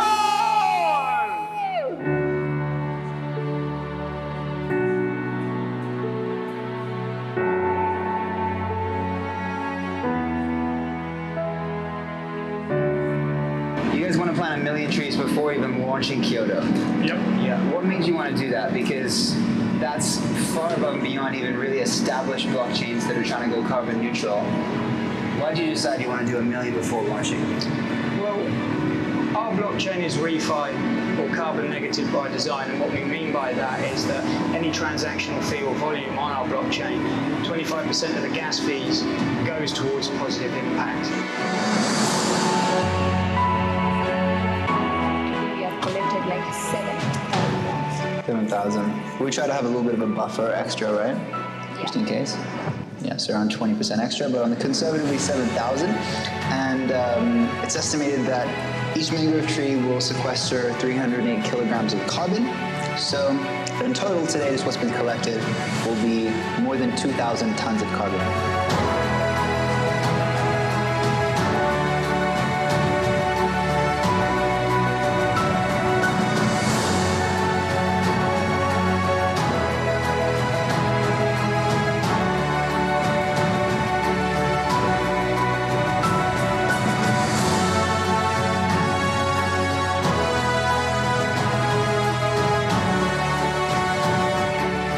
Million mangrove trees before Kyoto launches. Let's grow.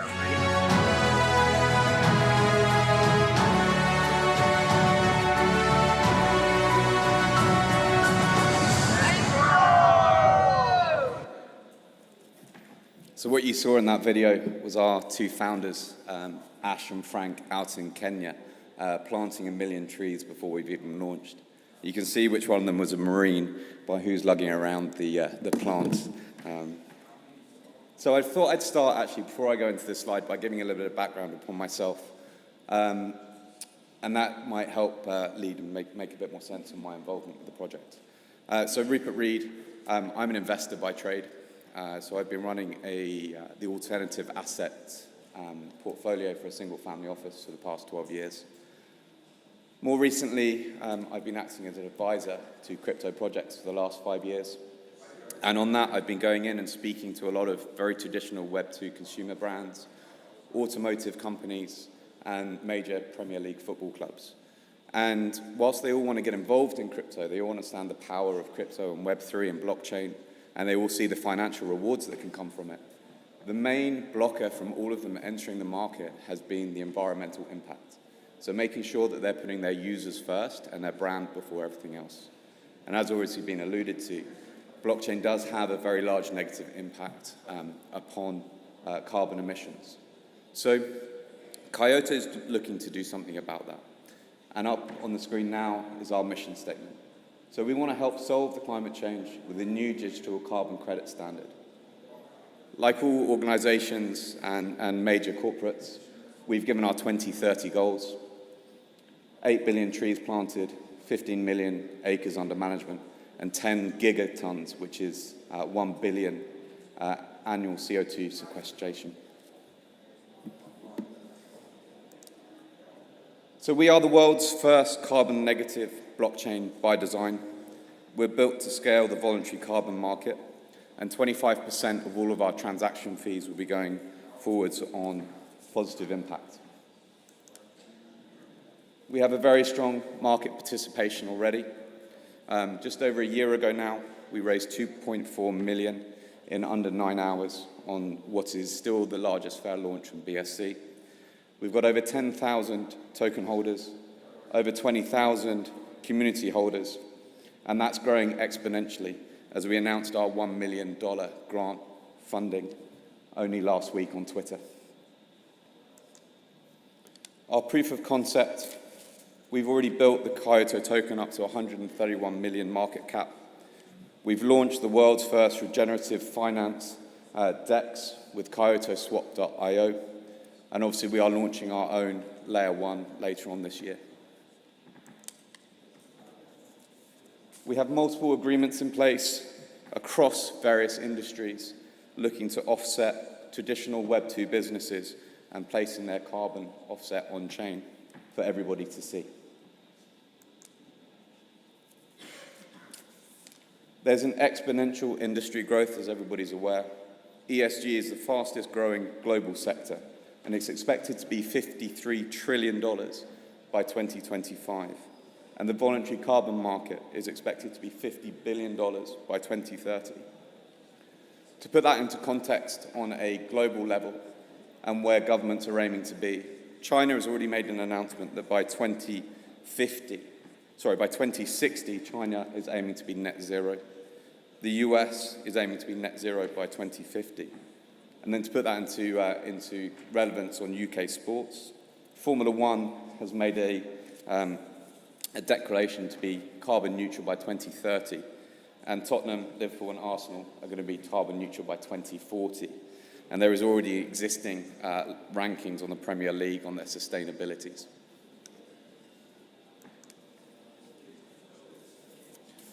We are conservation and reforestation projects at our heart.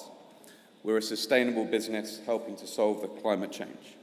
As noted at the beginning of the video, 1 million trees have already been planted on our behalf last week in Kenya, paid for and out of our treasury accounts.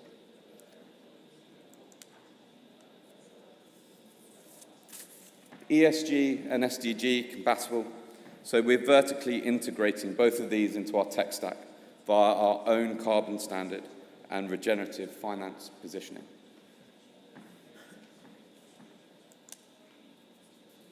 So we are the world's first carbon credit blockchain by design.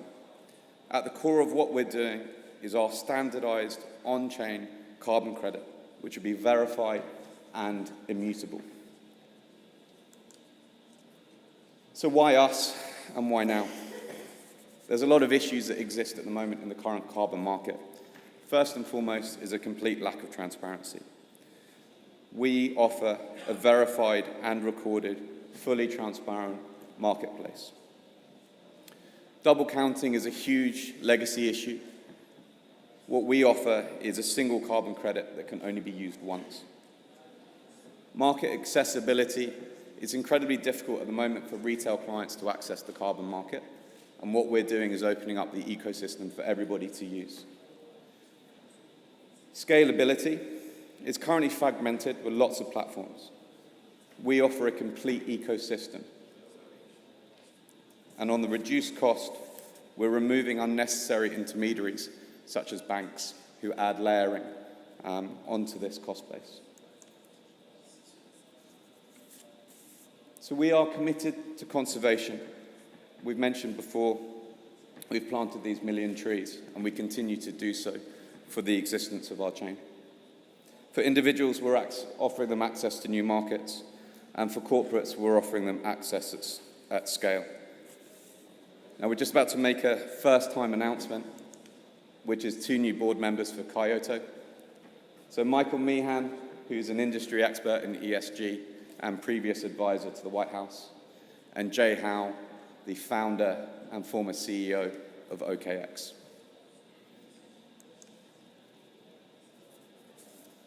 So we're leading the charge on the refi movement. We're using the power of blockchain to address climate change, support conservation, safeguard biodiversity, and create more equitable and sustainable financial system.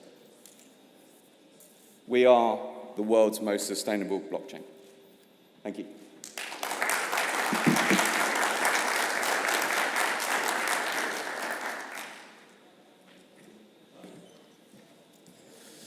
Amazing stuff. Just a reminder again, and we have 2 more presentations, and then we'll go into a networking session. All of the companies here speaking, we'll be able to meet with them one-on-one, ask any lingering questions, anything like that. So, to shift to another sector, I love we're jumping around all these different sectors. We're going to go into telecommunications. So please help me in welcoming to the stage Dr. Hungasi, the co-founder and CMO of Zebu.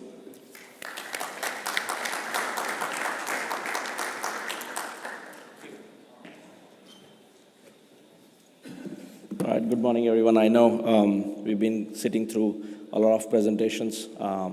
I'll try and keep it crisp to the point, and we get started.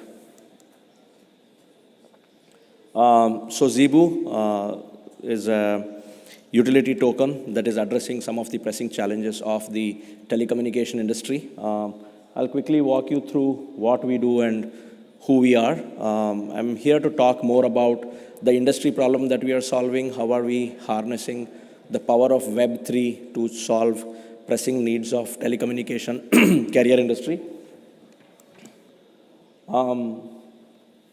Just to begin, I want to talk about what is Zebu and what we stand for and what we have built. We went live on L-Bank 50 hours ago, and by then we had a contest on creating some of the best memes that will depict what Zebu is. And we had a winner from Canada who made an amazing meme. I thought I should play this here, just to give the credit to what they had done. This is what Zebu is. Zebu is helping the telecommunication carrier industry solve their payment problems. What does this mean? And what is the industry we are looking at? We are looking at an industry that has upwards of 6,000 plus telecom carriers.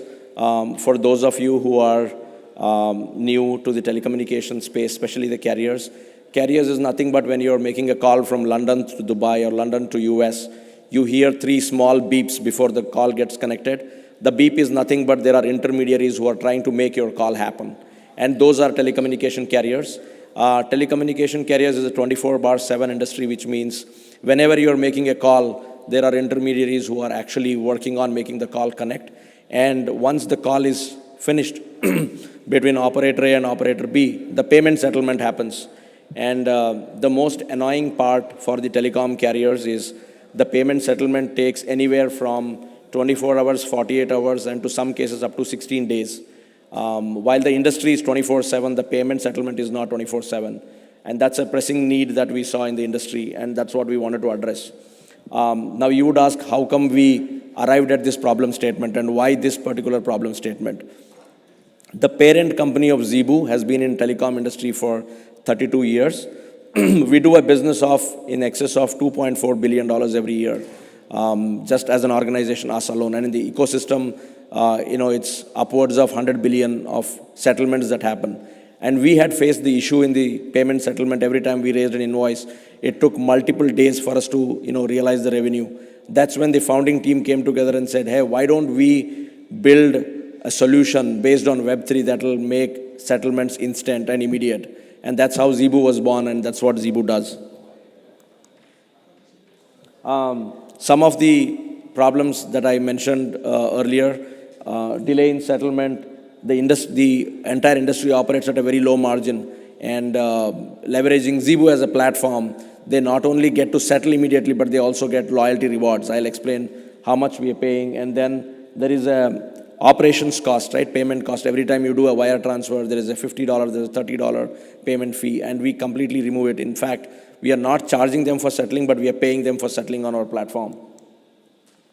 So these are some of the benefits that we are leveraging from blockchain as a platform. We are making payment instant, secure, and transparent. And like I said, we just went live 50 hours ago, and we have received a phenomenal response from the market. We got listed in L Bank, and within 24 hours, we were up by 18%. And then, our all-time high touched. We listed at 50 cents, and all-time high was at $2. We are receiving significant response both from the investors and the retail community. The next few weeks, you will see Zebu getting listed on some of the top-tier exchanges. We are here for three main objectives. One, obviously, Europe is a very strategic and significant market for us. One of the partners you see here, BBT Telecom, is from London. We have partnered with them. Two, we want to invite strategic investors to come partner with us, not just in funding, but in also participating in our further roadmap and how we are taking this to the entire European subcontinent. These are some of the obvious benefits. We are based on ERC20 and BEP20 standards. We are, CERTIC audited, and so we are looking at serving about 2,000 clients from 180 countries. Bankai Group, which is the parent telecommunication company, already has footprint in all these countries, and we have a strong presence across all these carriers in this industry. Now, what we are doing in phase one is transforming our traditional customers, our traditional merchants onto Zebu, onboarding them onto Zebu. We have done significant of onboarding already, and if you Google, you would see a press release where we have a commit of $1.1 billion of transactions from our 40+ existing carrier customers. This is a brief snapshot of what our tokenomics and token distribution looks like. We have a limited universe of 5 billion tokens, and they're being burnt every time the loyalty happens and every time the transaction happens. That is also one reason that gives us confidence that, A, we are backed by real business, B, we have real customers who are already on the platform, and C, our universe of token supply is very limited. These are some of the partners who are already onboarded. Like I mentioned, BBT Telecom is from UK, London. We have Bankai, which is from United States, and we have some from the Africa and some from the Asian subcontinent. We are in discussion with about 40+ other telecom carriers that were signed in the ITW conference that happened in US last month. This is a quick snapshot of what the roadmap looks like. I'll actually show you in H1, H2, H3. So obviously we are right now, wanting to be the de facto payment platform for carriers. We want to make sure that we extend this beyond carriers, and we want to make sure that we are extending this to B2C, which means we want to help B2C customers also start settling their invoices, bills using our utility token. That's on the roadmap. The last thing that we want to do is we want to go beyond telecommunication as a space. Once we have tested, once we have handled large volumes in the telecom space, we want to extend it to the natural extension into the e-commerce and the retail space. This is our founding team. We have Raj, who is our founder and CEO. We have Keshav, who is sitting here. He's our co-founder and CEO. And that's me, co-founder and CMO. We all come from a very diverse background. I have been in marketing all my life. Went and did my master's and PhD in social media and leveraging the power of social media. Keshav, on the other hand, has been a technical wizard. He has helped about 18 successful coins, tokens launched across APAC and EU and US. And Raj comes from a very deep financial engineering background. We also have great set of advisors. I request all of you to visit zebu.com, www.zebu.com. That has details of all the advisors that we have on board and our extended team members. We also request you to, join us on our Telegram group. We are here for the next whole of the week. We would love to meet, each one of you one-on-one. You have any questions or any areas that we can potentially explore for the partnership, happy to explore. Thank you so much.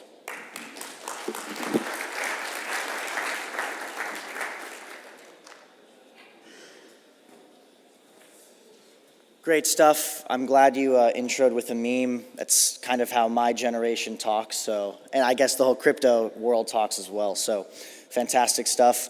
We're going to switch to the last presentation of this sector, and then we'll go into a coffee break, but I'll explain those details after.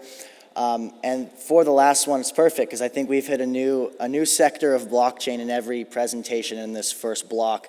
So the next one, we're going to go into gaming. So please help me welcome to the stage David Noya, the CGO of Maniac Panda Games.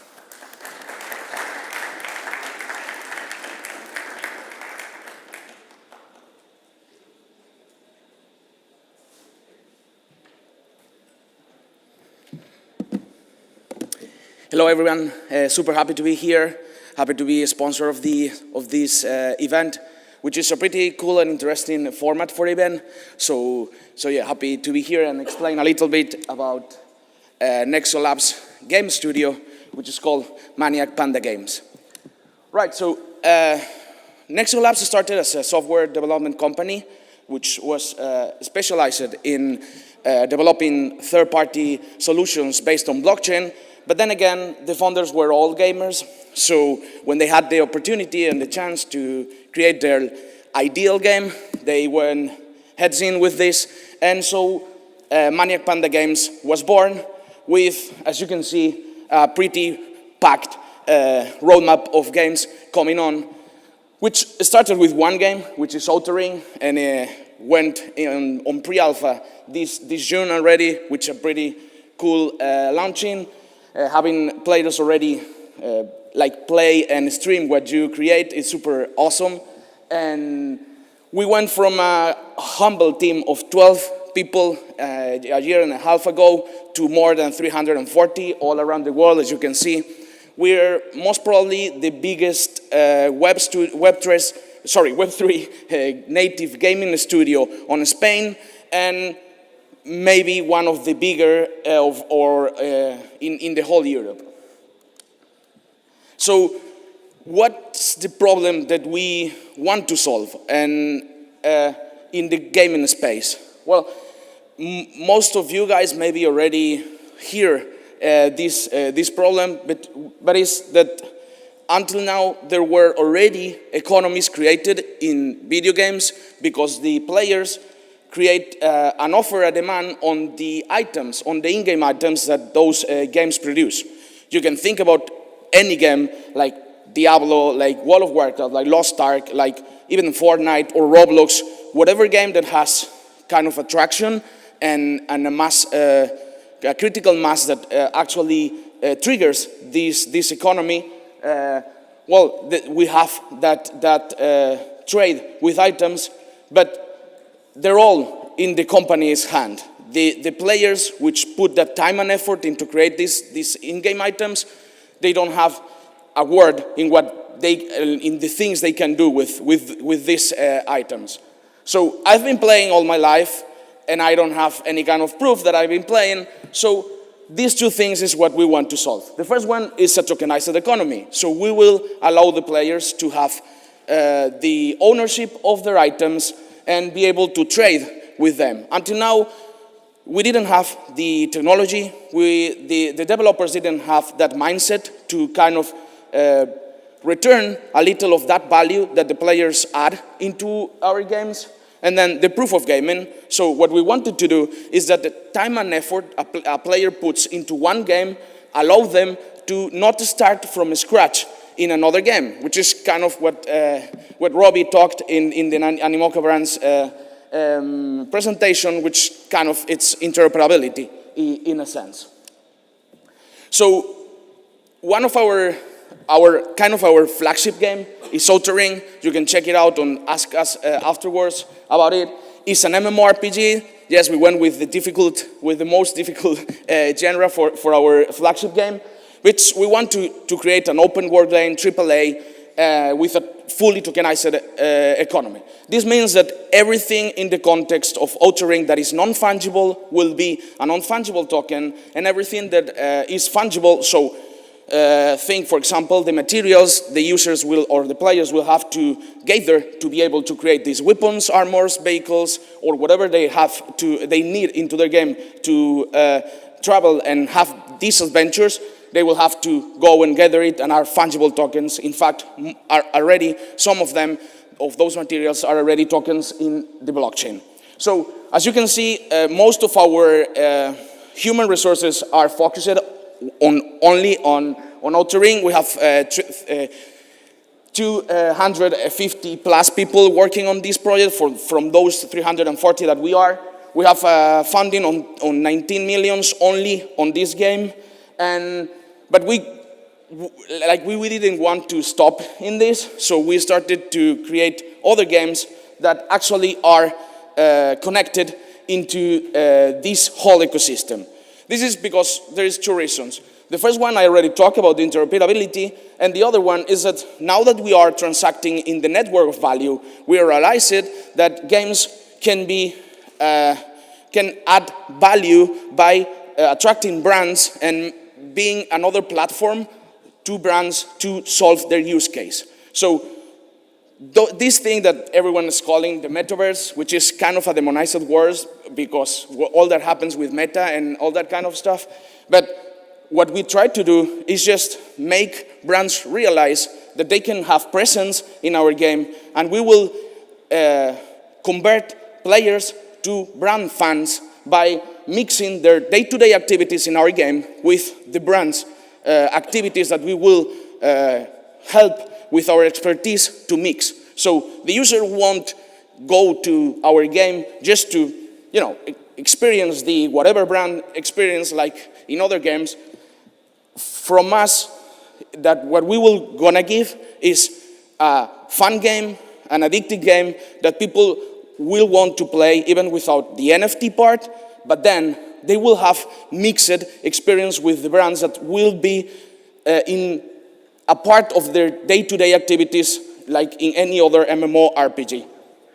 But that's not enough for us. So what we tried to do is to connect this game, which is thought as a long-term IP, something that wants to live for years, and to expand upon it. We have world-class challenge in our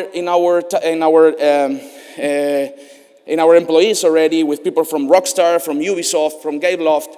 So what we tried to do is to interconnect games. So here is Razor Loop, which is another different genre from an MMORPG, totally different. So it's a racer, it's kind of a Mario Kart, you may all understand, but super fast, based also on sci-fi, because Outering is also sci-fi futuristic, but they will be connected. So they will not only be connected by their token, which is GQ, Galactic Quadrant, is our token, but they will share NFTs. They will share the ships. And why is that? Because it makes sense. What we want to do is that the user comes to our ecosystem and doesn't find things that don't make sense. Because, collabo with other projects is cool, but it's even cooler if it makes sense in the lore of the game. So people won't be, it's not gonna be strange that people start playing Razor Loop and then it shares assets with Outering, or vice versa, because they're happening on the same universe.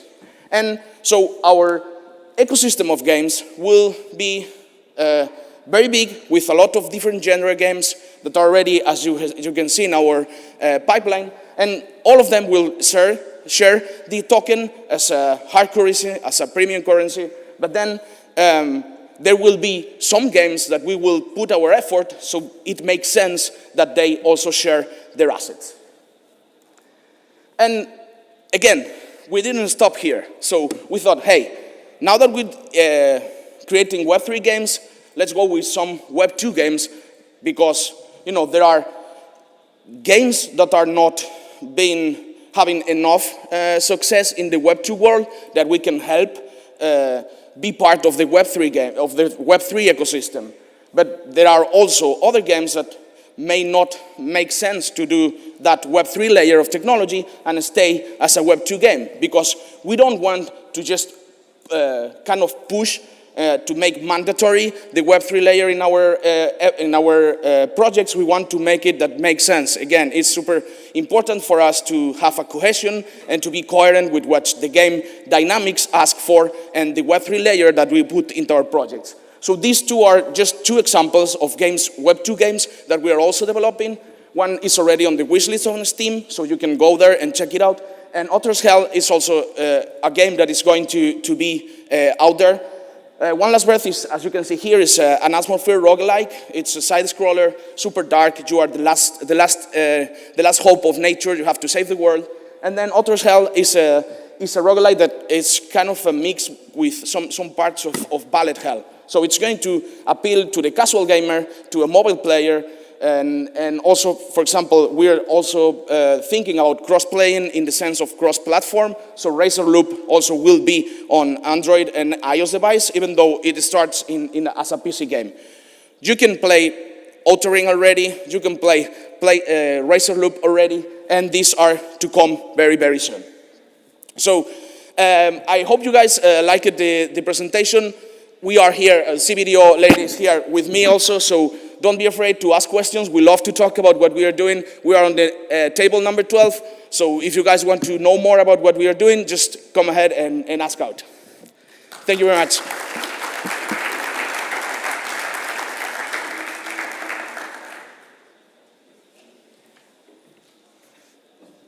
I, like all of you, probably need some caffeine. So that's the finished first part of all of the presentations. We're switching to another phase. You want to explain it? Yeah. You explain.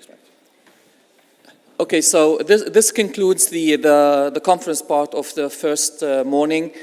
Right now we're going to break for coffee, and then the one-to-one meeting starts right after that. If you guys have a schedule of meetings, please make sure that you are on time for your meetings. If you don't have any meetings scheduled and you would like to meet with some of our sponsors, please talk to our team members. They will be more than happy to arrange ad hoc meetings in a convenient time for both parties. After the meetings are done, we're going to be serving lunch in the foyer area here. After lunch, we're going to go back to the conference room to continue with the conference program for the afternoon. Thank you very much.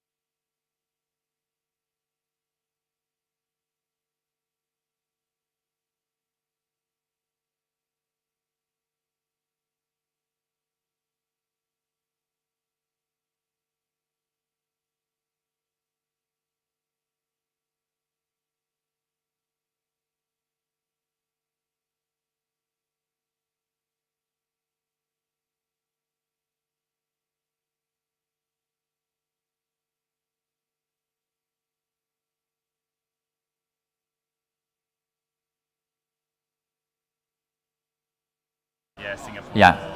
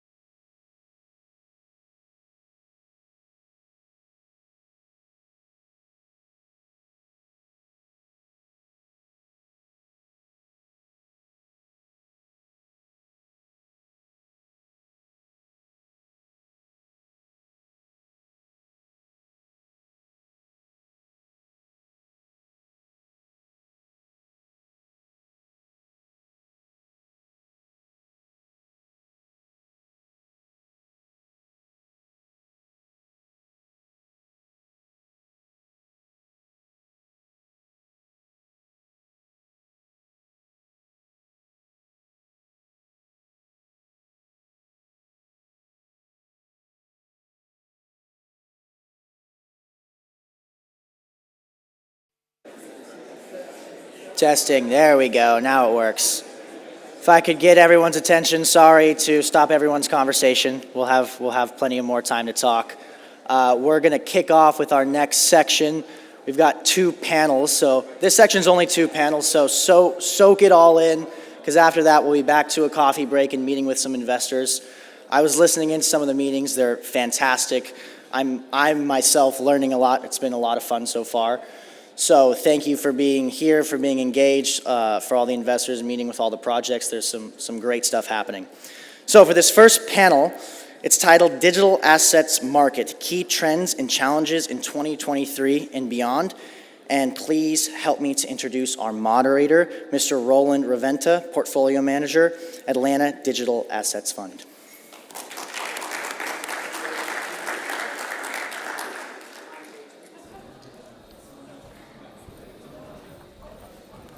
Hello, everyone. I feel lucky to be here and speak on such an interesting panel about key trends and challenges in 2023 and beyond. So about myself, I'm what is considered to be crypto native. I joined crypto in 2016 and I'm still here, so I don't think that's going to change. I'll always be within digital assets. I am a portfolio manager at Altana Wealth. We are a UK and Monaco-based boutique investment manager. We initially launched Altana as a family office founded by Lee Robinson, and that then grew in a boutique fund manager. In 2014, we had the opportunity to launch the first digital asset investment vehicle within Europe. We were the first ones to do it in 2014. Back then, it was only Bitcoin.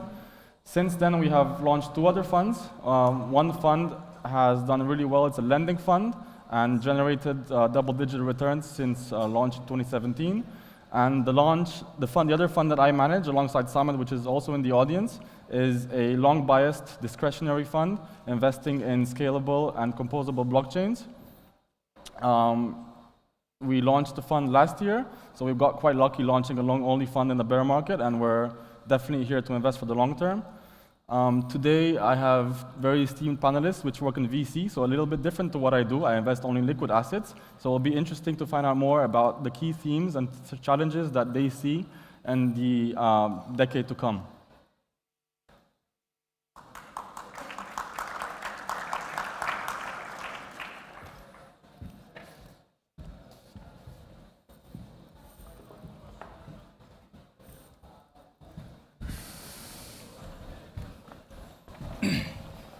I think it's best that everyone also introduces themselves. We can start from right to left, if that's okay with you. Hi, my name's Amma Dedra. I lead venture investing across the Tezos ecosystem. So that effectively includes looking at new opportunities for us to allocate capital, ultimately with the aim of driving adoption for the Tezos blockchain itself, and also support existing ventures in the ecosystem and our active investment portfolio as well. Hey, I'm Amit. I'm with a fund called Borderless Capital, headquartered in Miami with teams across US, Spain, and India. So we are currently deploying from 2 vehicles. We are in our 6th fund now. One is on the VC side called the Cross-Chain Fund, which is anchored by Jump. The idea is to invest in seed, pre-seed stage, both token and equity in companies which start with one ecosystem but then want to take advantage of the liquidity users, dApps across other ecosystems. And the second is a liquid and soon to be liquid multi-strategy like evergreen token fund. Hi everyone, it's Mattia Mrvosevic, one of the co-founders and partners at Eterna Capital, which is a London-based VC with team across London, San Francisco, Montreal. And we invest from pre-seed to Series A in blockchain and crypto projects. Hi everybody, my name is Mona. I work for a German venture capital fund. We are publicly listed on the German stock exchange, pure Web3 based fund, invest in blockchain technology companies, also pre-seed to Series A. Perfect, thank you for introducing yourselves. So, I mean, in the last cycle, I think it's important to see where we were, where we are, and where we're heading. In the last cycle, I remember very well, in 2018, 2019, everyone was asking themselves, will this industry exist in 6 months? Will this still be a thing, this whole digital assets, cryptocurrencies, will they still exist? And right now, in this bear market, it's more about when are they bouncing back? So I think that, in terms of thinking, it's a great shift. In 2017, we have created the initial basis of blockchain infrastructure. It was the first layer ones, which at that time didn't really have that much utility. And I think in this cycle in 2021, we have proven that blockchains can be scalable, and we have started to have on-chain and off-chain utility for them. On-chain could be DeFi, could be NFTs, and off-chain could be something such as real-world assets. So I want to ask everyone, now we're here in 2023, we have proven that blockchains can be scalable, we have proven that there is a product market fit. How are we going to make the best use of this, and what are we looking at right now in terms of the next couple of years?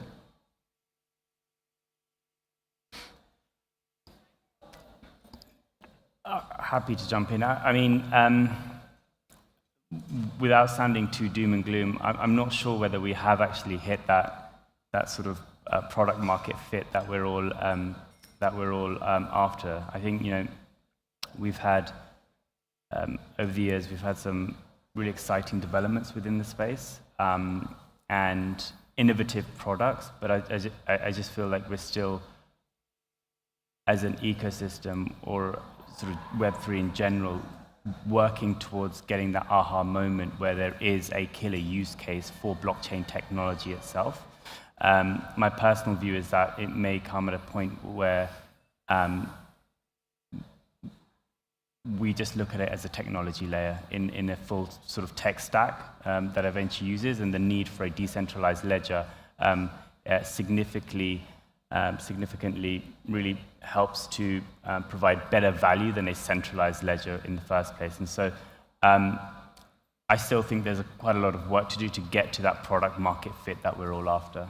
And that's sort of my personal opinion. Yeah, I can. Yeah.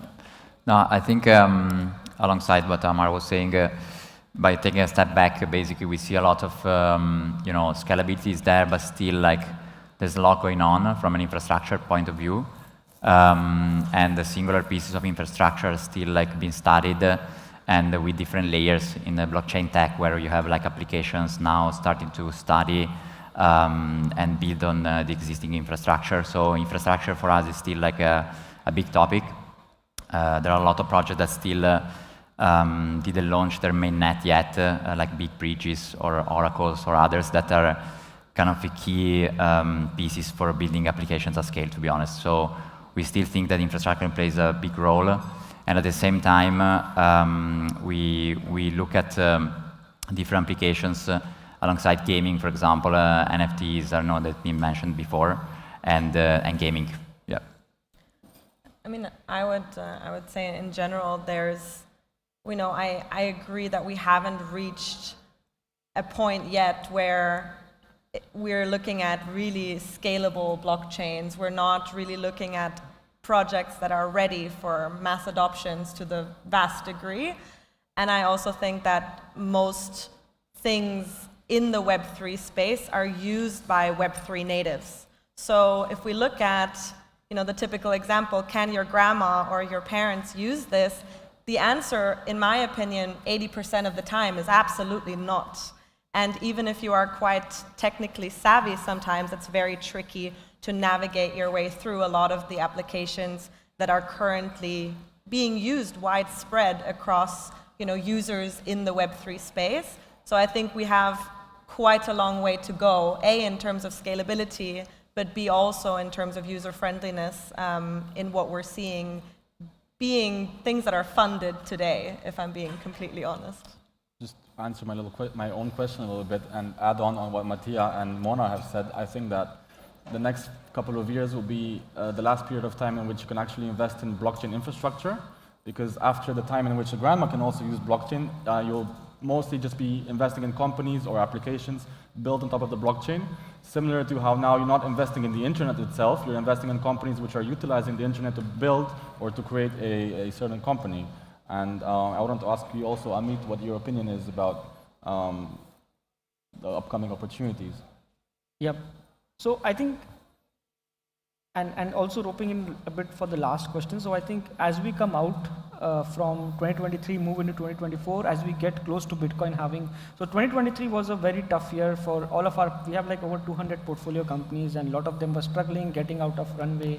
Some of them had to close shops, some of them had to raise bridge rounds down rounds at lower valuations. And I think that is a process which every upcoming ecosystem goes through, the ups and downs of becoming a mature tech.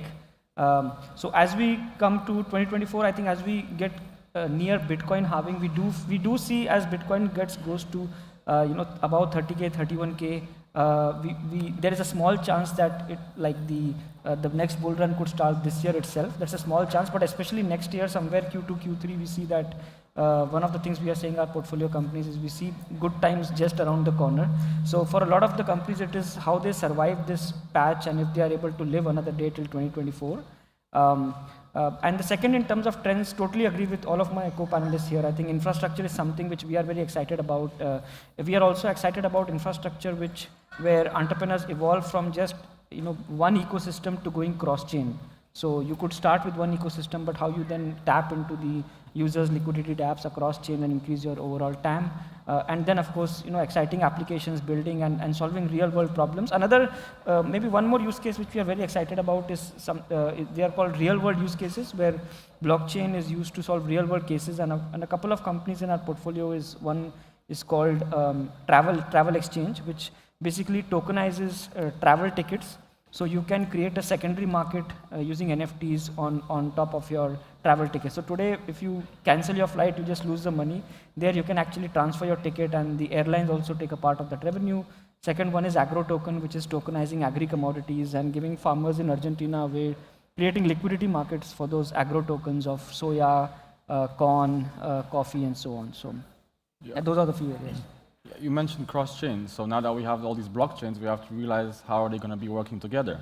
And in the last, let's say, cycle, in the last 3-4 years, we have had some themes which have been significantly stronger than others, such as alternative layer 1, such as you heard about Solana, Avalanche, Tezos is one of them. There's many of them, many of which are monolithic. We also had DeFi, which brings financial infrastructure on blockchain, which is led by some DeFi blue chips, Aave, Maker, SNX. And also we had NFTs, which have had to some extent widestream adoption. Do you think that some of these themes will continue, or do you see other ones which will be bigger the upcoming cycle? Maybe could cross-chain be one of them? Do you see the world as one winner, one chain takes it all, or do you see it as a multi-chain future in which every single chain is tailored for its use cases? Happy to take that one. I think I I only see one world where Tezos takes it all, and that's the only blockchain. But no, in all honesty, I think that it's becoming quite apparent that each blockchain protocol, whether it's layer 1 or layer 2, has its own specialism and real sort of unique advantages that cater to certain industries and use cases. As you rightly mentioned, we're an alternative blockchain. We're sort of layer 1 and layer 2 in a single protocol itself, enshrined within our layer 1. We've just launched our smart rollups as our layer 2 scaling solution with optimistic technology, and to cater for a large segment of the industry where applications have been built using Solidity smart contracts in the EVM world. We've also now just launched an EVM rollup as well, so that projects can now deploy their applications on the Tezos blockchain, but also now benefit from the battle-tested governance and decentralization and the scalability of the Tezos blockchain itself. And so that's what we're continuing to focus on. That's great. Amit, would you add on? Yeah, sure. anything? Yeah. And I think totally agree with Amar, and just maybe building on top of it. So what we see as a future is where users don't care what chain it is on. Basically, from the user's point of view, it is about, and this also aligns with some of the points Mona and others were making, right? So for users, it is like, what problem you're solving for me? And it could be on Tezos, it could be on Avalanche, it could be on Solana. And what happens is some of these chains are also suited to certain use cases, like NFT projects or more kind of deep-in projects. Slightly they are having more affinity for Solana, whereas some of the other projects, more corporate projects, might be moving to some other ecosystem. So, but eventually, I think in the future, it won't matter which chain it is. It will just matter, okay, what is the value add? And interoperability will play a big role there to, so that it becomes the liquidity dApps users, and also liquidity becomes aggregated, users become aggregated, and they go in and out as needed.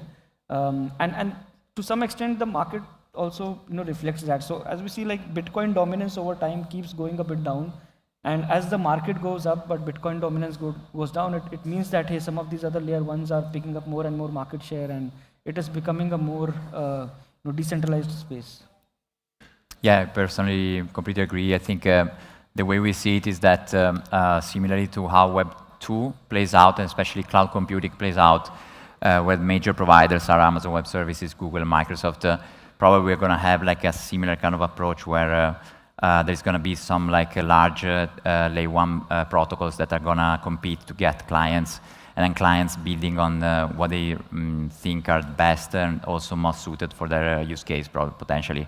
And then all the rest, like layer 2, layer 3, is going to be like a consequence of that pretty much. So, yeah. Yeah, I mean, my personal opinion would be very, very similar. I don't think we're going to end up with a future of thousands of different blockchains. I think we're going to have several, and they're going to be tailored to different use cases, with some competing for clients and with similar use cases. But I don't think we're going to have this thousands and thousands and thousands of different blockchains. But in the end, what we should be striving for is, what Amit said, is that essentially people don't actually know what blockchain the application that they're using is built on, and they shouldn't necessarily care, but they should have a very usable application that actually solves their problem, and therefore they want to use it, and therefore this company has value, and therefore this company grows. I think the Ethereum ecosystem is doing quite well in terms of having a layer 1 and then building on top of it with layer 2s and potentially layer 3s. And personally, when we write our investment thesis, we definitely believe that layer 2s are here to stay.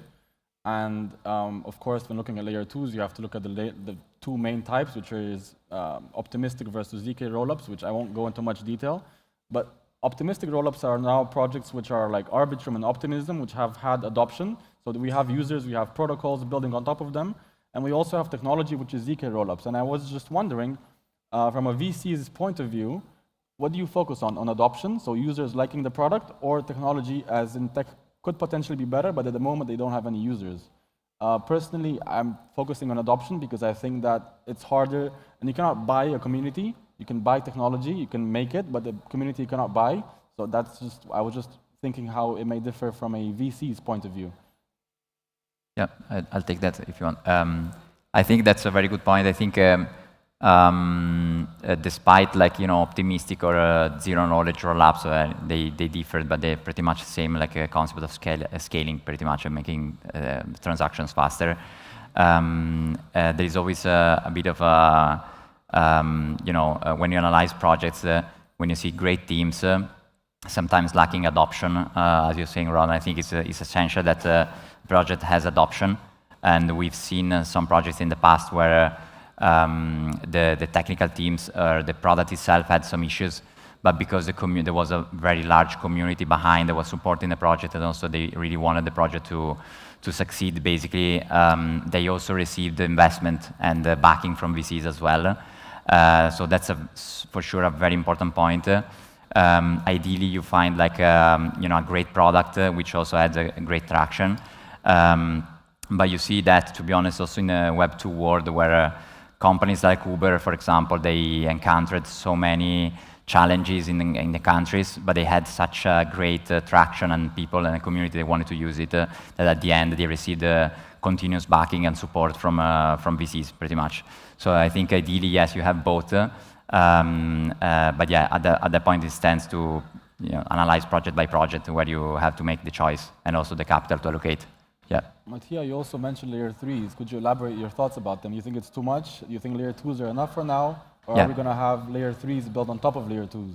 I think I'm personally quite bullish on layer 3s, because from a technological perspective, that's really where the application logic can deploy. So layer 2s now are like a solution made for scaling, pretty much, but you can't really build complex applications on layer 2s, pretty much. Or maybe you can, but like let's say, more complex smart contracts, which pretty much are very similar to traditional applications, you can build as a layer 3 technology. So you leverage like layer 2s for scaling, layer 1 for finality, and then you can pretty much go alongside these things. Yeah. Amazing. Yeah, I think just to add to that earlier point, I think history has shown that it's not always the best technology that always wins, right? You know, we had was it Betamax versus VHS many years ago, and at that time it was always considered that Betamax was probably the better technology, and the same happened with HD DVD versus Blu-ray. So it is all about adoption, and you know, within our ecosystem and the peers in our space at the moment, there are quite a few that have done very well at adoption over the last couple of years, and Polygon's a prime example of that. We're coming now from a position of we've focused a lot on the tech and the quality of the technology that we are continually pushing out upgrades on. Now realigning our focus to the adoption piece, and so that's why we're sort of ramping up our team to aggressively grow adoption.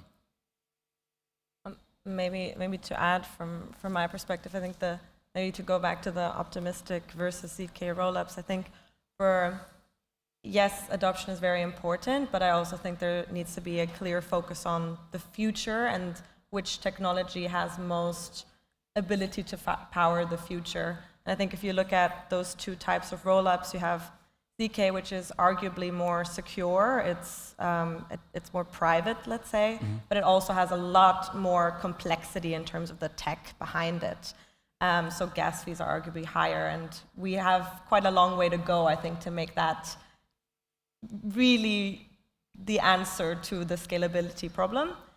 With Optimistic, you have lower gas fees.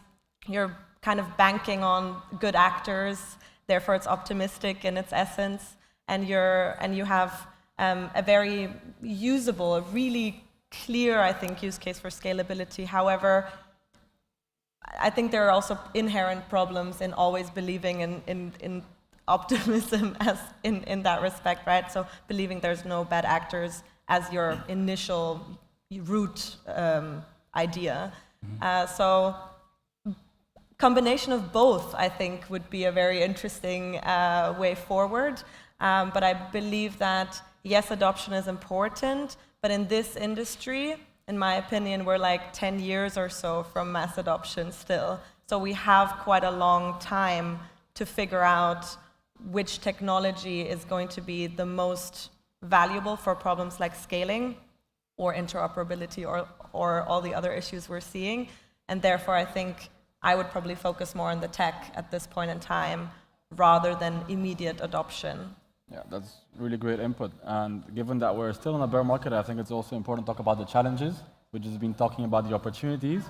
And in terms of challenges, me coming from a liquid investment point of view, I have one question for all of you, is that would it be better to invest in liquid assets such as Ethereum rather than in VC opportunities at current valuations? Because the valuations that we have today are significantly higher than ones we had in the previous bear market. So like Solana in public sale was around 20 million FTV valuation. Now you have 20 million, which is just a PowerPoint.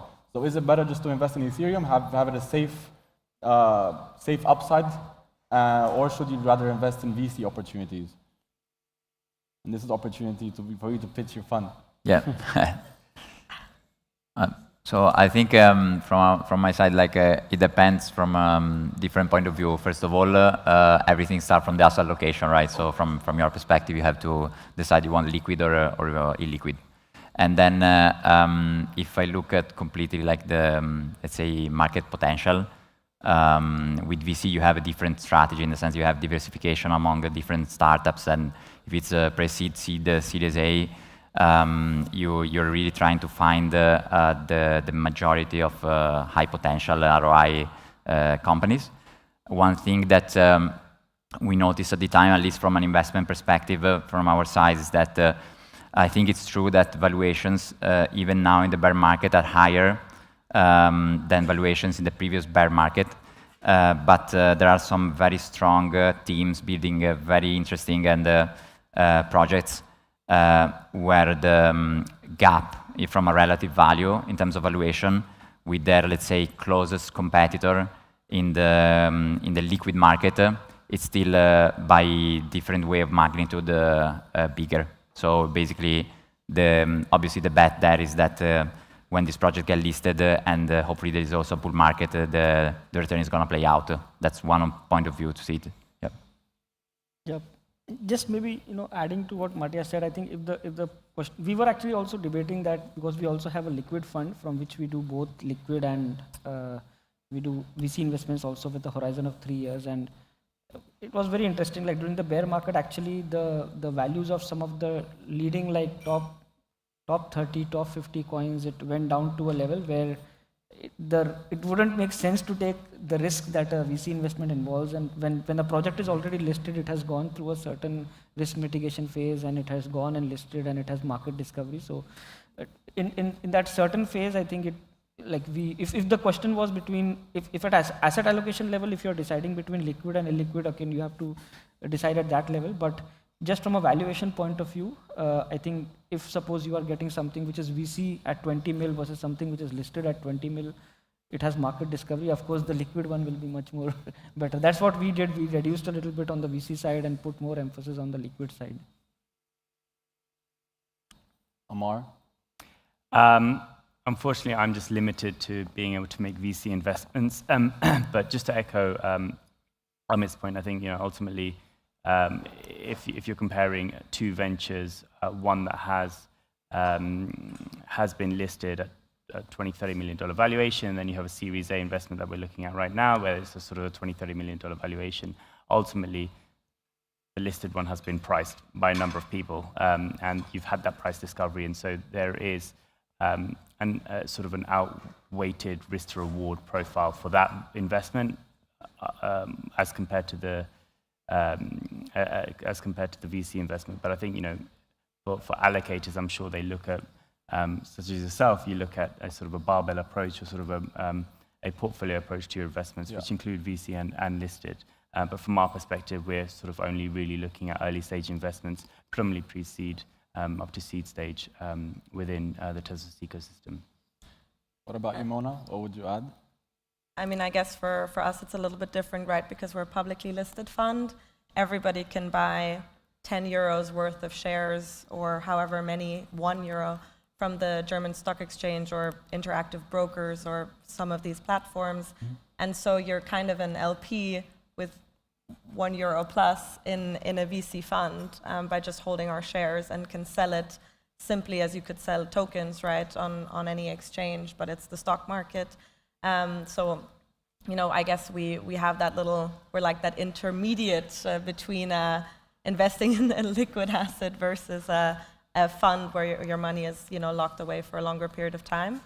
But in essence, we tend to invest in equity first, and then we do follow-on in tokens, or we have token warrant opportunities that we take in very early stage companies, should they offer that, and help the companies then think of if they even need to launch a token in the future or not.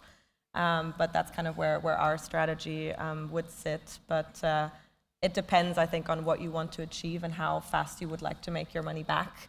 Obviously, seeing some of the VC funds where your money is locked, you get incredible returns as well, right? So it just depends.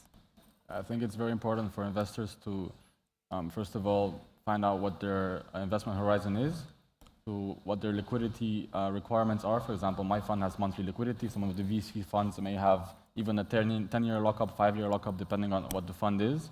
And also VC, but also liquid, I think at this point in the market can really bring asymmetric returns. The downside is quite limited, given the whole market is down 70-80%.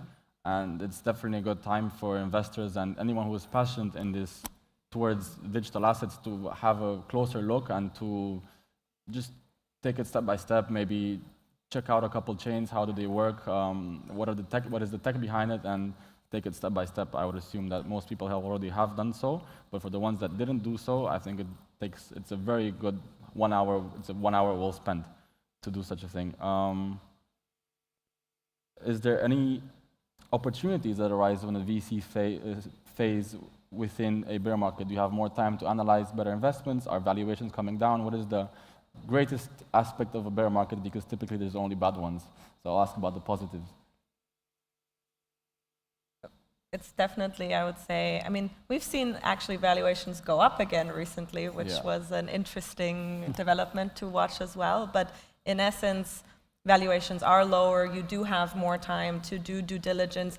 This hype and this, you know, I would say extreme short time periods that some of these rounds had when there was a bull market, where you were really a little bit blind as a VC if you wanted to do proper due diligence, or working day and night for 5 days straight. Now you don't have that, so you have more time to really do a bit more market analysis and understand the product, which I think is very valuable. Also, obviously, lower valuations or bridge rounds into companies where previously maybe you wouldn't have gotten an allocation, and now you do, is also a positive in terms of a VC perspective, or my VC perspective. So I do see it actually being a phenomenal time for investments. Maybe one more quick answer before we wrap it up. I think personally, I agree. And just to add on that also, we notice historically in different cycles that bear markets are where really high quality people build. So it's a build time more than scaling, to be honest. And I think that's quite useful because the teams have really the time to think well and properly and plan. Yeah. Very well, then we'll have to wrap it up.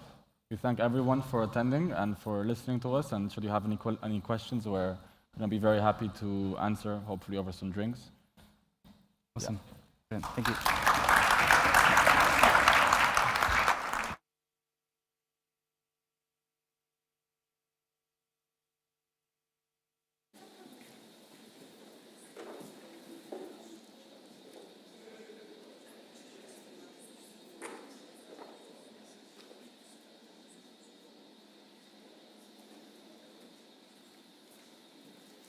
All right, that was very interesting. I found myself the whole time really going, okay, I agree.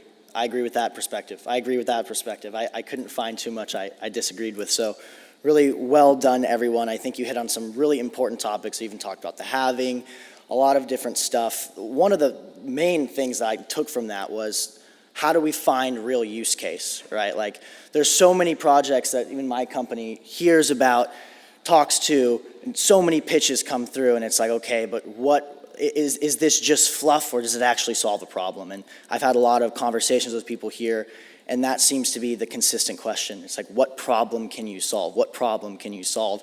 And I think the fact that everyone's asking that question shows how much we've gathered. Agora's gathered so many amazing people here, both projects and investors, in a space to where everyone's thinking about the same thing, thinking about the same question. Another thing was like the Web3 thing, right? What is actually Web3? Is it, everyone uses that phrase, and I know we all understand it, but how can we find things that are invisible blockchain, right? I've talked to a lot of our clients, and can you build something that you don't even see the blockchain aspect to it? And sometimes it's important to, sometimes it's maybe not important to. You've got Web 1, that's read, Web 2, read and write, Web 2, read, write, and own, and I know that's a simplistic version, and everyone could talk about that for a long time. But a lot of what we're talking about is how do we make blockchain, how do we make Web 3 like the internet, where it's invisible, where we're just using it, it's like a tech stack. So as everyone's getting prepared for this next panel, I'll go ahead and introduce it and talk a bit about it. It's titled Ways for Startups and Young Companies to Become Investor Ready. And I don't think there's a better place to have this type of conversations, right? Because we have a group of people that are investors and a group of startups. And normally you're getting advice from people, or I'll speak on my own behalf, that are giving a lot of advice based on nothing they've actually done. And I'm sure plenty of you have had a lot of those conversations, and you're like, well, why can you give that advice? So you haven't invested anything, you haven't started a project. And what's really cool here is it's so curated that everyone's an investor or everyone's a project. And so these topics, they contain so much value because everyone has the experience in it. And so I'm excited to listen to this because I think there's a lot of young companies here and there's a lot of old companies here. Well, I guess in crypto, it's probably all young companies, but you know what I mean. And so I think there's going to be a lot to gain from everyone talking about this because, well, right after this, we're going to go back to meetings, right? So take this advice, use it, learn from it so you can pitch better. It's from people that are actually investing in these companies, and it makes it really unique advice. So are we ready to go? All good on the mics? Close? No. Okay. How close? 1 minute, 2 minutes? 2 minutes, 1 minute. All right. I guess I'll just tell a story then. I'm going to tell a story. The way I actually got into crypto was it started with day trading. I was in university, and I was so interested in finding a way to get out of the university system. I actually I didn't go for school. I went to play soccer. I got a scholarship to play soccer, and but I wanted to make more money. I wanted to figure, stuff. I was always interested in the stock market and all that. I day traded. The main company I made a bunch of money on was a blockchain company. It was a mining-based company, Riot, if anyone's heard of that. And so I day traded that from about 4,000 up to 25,000. And then I got interested in crypto because I started to understand how that moved. I then thought I was a genius. Of course, as you do when you're a day trader, okay, I've unlocked the key. I got it. I know how to make money. I know how to print money. And 3 weeks later, I had lost all of that $25,000. As it happens, as I'm sure plenty of you have that in crypto, and if you've day traded, you know what I'm talking about. But from that, it sparked this interest in me to find other ways to make money, more innovative things. And as a jump, an easy jump from day trading, as you probably all guessed it, is NFTs. And so I started trading NFTs as well. But the wanting to learn about money and new technologies, nothing had captured my attention like blockchain. And when I started to understand it and I started to understand the communities built in NFTs, I just got more and more interested. And so my failures led to my successes in this industry, but my interest in this industry as well. And so it's led to me being on stage here for the first emceeing for the first time. It's funny how failures can make us. Well, we've probably all had our stories of failures, right? That have brought us here. So now we have the expertise to be able to pass that along. Have I stalled long enough? Am I good? I can tell another story. Good to go? Cool. Okay, I'll introduce our moderator, Arseny Glevokin. He's the founder and managing partner of G1 Ventures. Thanks for listening to my stories and help me welcome him to the stage. Everyone? Oh, great. So, yeah, please, guys. Good afternoon, everyone. With a bit of heavy lifting done by the previous panel, up for the post-lunch mood, so we'll continue. Hopefully, we'll make it exciting as well.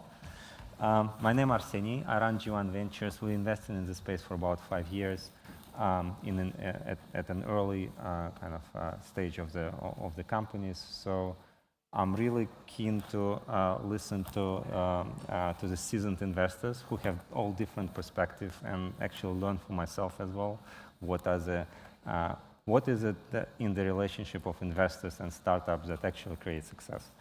So guys, maybe you'll say a few words about yourself and then we'll keep on.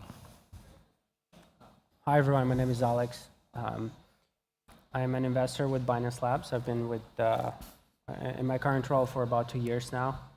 So have seen the cycle go from peak exuberance in November of 21 to where we are right now, and it's been a great opportunity to walk with and to work with a lot of our portfolio companies through all of these two years. Before that, I was in more traditional venture capital, and I brought a lot of that stuff onto this current role.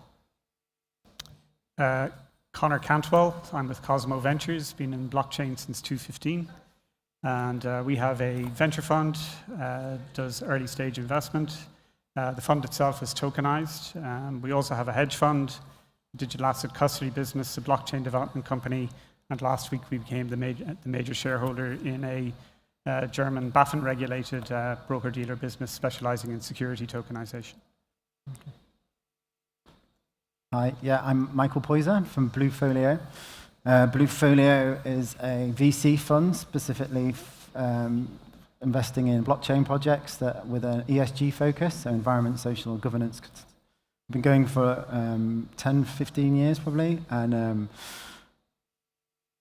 yeah, excited to be here. My first time on a panel, so wish me luck. Hi everyone, I'm Oni Avin, the founder and managing partner at the Cointelligence Fund. We completely focused on investing in the metaverse and blockchain-based games. A little bit about myself, I'm considered to be a serial entrepreneur. Started my first company before I turned 20. Since then, started and developed different companies in different industries. About 18 years ago, started investing in startups as an angel investor. And almost 6 years ago, started Cointelligence as a research company before we established Cointelligence Fund in 2021. Recently, I co-founded Syndica, the first ever Web3 and AI syndicate of experts. And lastly, something that I added to my bio recently, I'm a gamer. I've been a gamer all my life, and now I'm very happy to discuss it as a part of my day-to-day job. Great. Fantastic. So to warm up, let's maybe start with a kind of simple question. What is a common mistake that you see from founders? Something that can be actually changed or at least mitigated when you talk to them. And maybe you start with just briefly saying at what stage you invest in, so that it becomes more relevant. Whoever wants to go. I can go first. So, as an investment fund, we focus on early stage investments, so pre-seed, seed, Series A. I think the most important part for founders, and we're very privileged to talk to them because they take a lot of risk, focused on really building something out with full conviction. As an investor, we take multiple bets. Obviously, along the way, we kind of spread our risk based on whatever risk appetite, whatever fund parameters we have. But I think a lot of the mistakes that we see coming from founders, especially the ones that are fundraising for the first time, is not preparing enough and not allocating enough time for the fundraising process. It's a very time-consuming. It's a numbers game. It takes a lot of effort and thought to do it. And especially in the current market, it can actually go over even longer. And the most important thing in building a startup is never run out of cash. So you should prepare for your runway to last way longer than you initially thought, so that you can cover any, any operation, any growth, but also any protracted fundraising periods that you haven't envisaged in the first place. So that's the number one mistake, is never run out of cash. Runway is something that will take you to the next cycle and will potentially be the deciding factor whether you succeed or not. Yeah. Anything else? Yeah, just building on that, founders are very heavily invested in their products. We love to see products getting out there, being road tested with potential customers or clients or the community. We all know, certainly on this panel, we all know that a startup has holes in it, and understanding where those holes are part of our job. But getting that product out there, it doesn't have to be perfect. Good enough is good enough. And, learn so much from just bouncing it out into the market, testing it with clients, and hanging on for a 100% product is usually not a pathway to success. Yeah. I guess I would add the team, the founders of the company. What we see commonly is two strong founders that say they share a same vision, and then the product get on to product development, and especially in pre-seed type investments, we need to make sure they do have the same vision before they kick off the project, because the founders can fall out, it can become difficult, protracted, there's no product delivered, and that's one of the common mistakes we see. So, where do I start? Well, first of all, don't join the industry just because you think you can get rich tomorrow. It's not going to happen. It will not happen. Most chances are that you will not succeed, and it doesn't matter who you are and who are your friends or who are your investors. Second, don't violate laws and regulation knowingly. And please don't listen to investors who are advising you to violate laws and regulation because it's okay, because it's crypto and everyone are doing it. No, it's not. And you will find yourself in jail.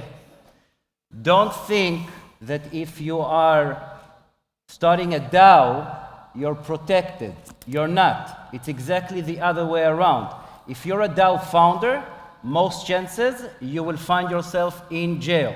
Mark my words. And now to more business type mistakes. First of all, as you mentioned, you have to choose the right co-founders. You have to understand that starting a startup is going to war.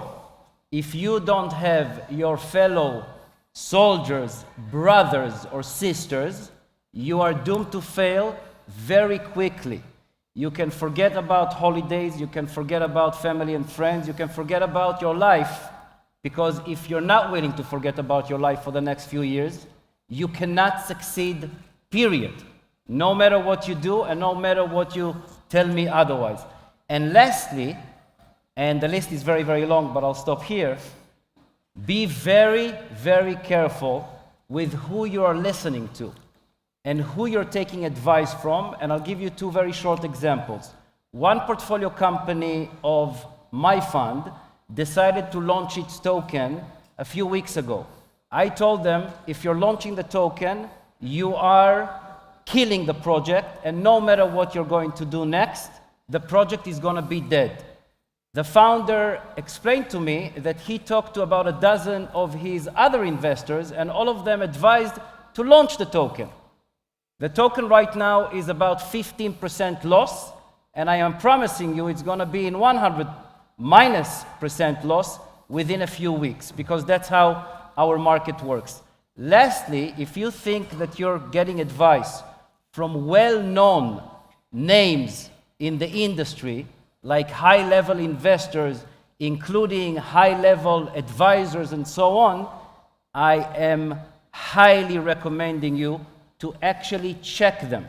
Don't just trust and rely on their name. check what they actually did with other projects, and you will be completely shocked to find out that they either didn't help at all or they gave false advice. Just do the checkups. Okay, great. That's starting to spice it up. Yeah. And actually, like just picking up of what you said, we can feel about an hour, right? But I'll start with like to keep the spirits. And kill about most of the industry as well. No. That we will not be able to do. But basically, regulatory compliance versus growth. Guys, the rest of the panel, what do you think about it? Because that's became very topical in the last year. So where do you stand? What would you advise? And it looks like we're all investing around the early stage, so we're not talking about the kind of mature businesses.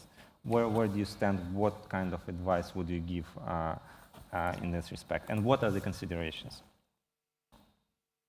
Yeah, I'll jump in there. I suppose we find ourselves sitting on both sides of the fence on this one because we're a VC on the one hand, but we run regulated businesses as well. So we have a custodian business, for example, that's under the upcoming MiCA rules. And we had an example a couple of weeks ago where a DeFi project wanted to partner with our custody business because they needed their regulatory air cover. We took them through what was involved. They wanted to launch in Europe, but when they understood exactly what they were getting into, they said, no, we're going to launch, they were going to launch actually elsewhere. And once they got the product established and went, got a little bit of traction, got a little bit of growth, they would then back into the more regulated environment in Europe. So they moved away from the geography where there was heavy regulatory compliance needs, will drive the growth in another market, and then back the project into a more compliance-oriented market, such as the EU. Okay. Any other examples? Or? So building on, then another topic that you touched upon is really kind of picking up the right advisors and kind of following the right examples and generally kind of having this source of leadership and wisdom. So, and oftentimes in venture we see that kind of a bit of herd mentality is seen either at angel stage or at later stage. Whenever kind of a brand name comes in, then that kind of starts to create the traction. So what would be your advice for projects that are not as kind of lucky or capable to get a recognizable investor or strategic partner early on? How can they differentiate themselves? Yeah, I think I'll step in there. I think demonstrating like real-world use cases, selling the narrative of your product better. A lot of the time, investment's driven by not necessarily purely numbers, but the message behind that and what the type of thing that people want to invest in. So a way to stand out is to implement real use cases and build real engagement and communities around your product. That's what I'd say. Okay. So I'd like to add and say that I think that in this case, if you still don't have any big name, and don't get me wrong, I don't think that it's mandatory to have a big name at all, following what I just said before, but I would say that first of all, it might sound like a cliche, but it's my honest truth. I think that persistence wins everything. It doesn't matter how you turn it around. I always give myself as an example, when you really want something and you are willing to do whatever it takes to get it, you will get it at the end. Now, I am saying again, it might sound as a cliche, but it's real. And second, I think that if you actually started a project and you have the basics and you know the basics of what you're doing, and obviously you're willing to learn, because we have to learn every single day when managing a startup, definitely a blockchain crypto startup. I think that the most important part is to be creative and to do things differently compared to others. The biggest issue and also the easiest way for us as humans is to look at what others are doing and maybe not copy them, but to do something similar. It doesn't work most of the time. You just need to do your own thing, and then the big investors will notice it if you are also persistent. Okay. Yes, go ahead. So I actually agree with that. So I think first and foremost, if the success of the project or the startup is reliant on advisors, then you should probably not be building that in the first place, because then the advisors can build it themselves if they know better, right? So the founders are really the stewards of the project, and the execution is fully reliant on their capability and their experience and their knowledge. What advisors can do is probably help speed up a few things and maybe show them a few of the mistakes that they should not be doing in the first place. But generally, I mean, in all honesty, advisors are not that helpful. I mean, they can provide some help, but I think most of the time what we've seen is that they're not. They could actually do the opposite. So, by the way, same with investors. Investors come in all sorts of shapes and forms with varied interests and various strategies. So having a solid cap table from an investment perspective is also very important.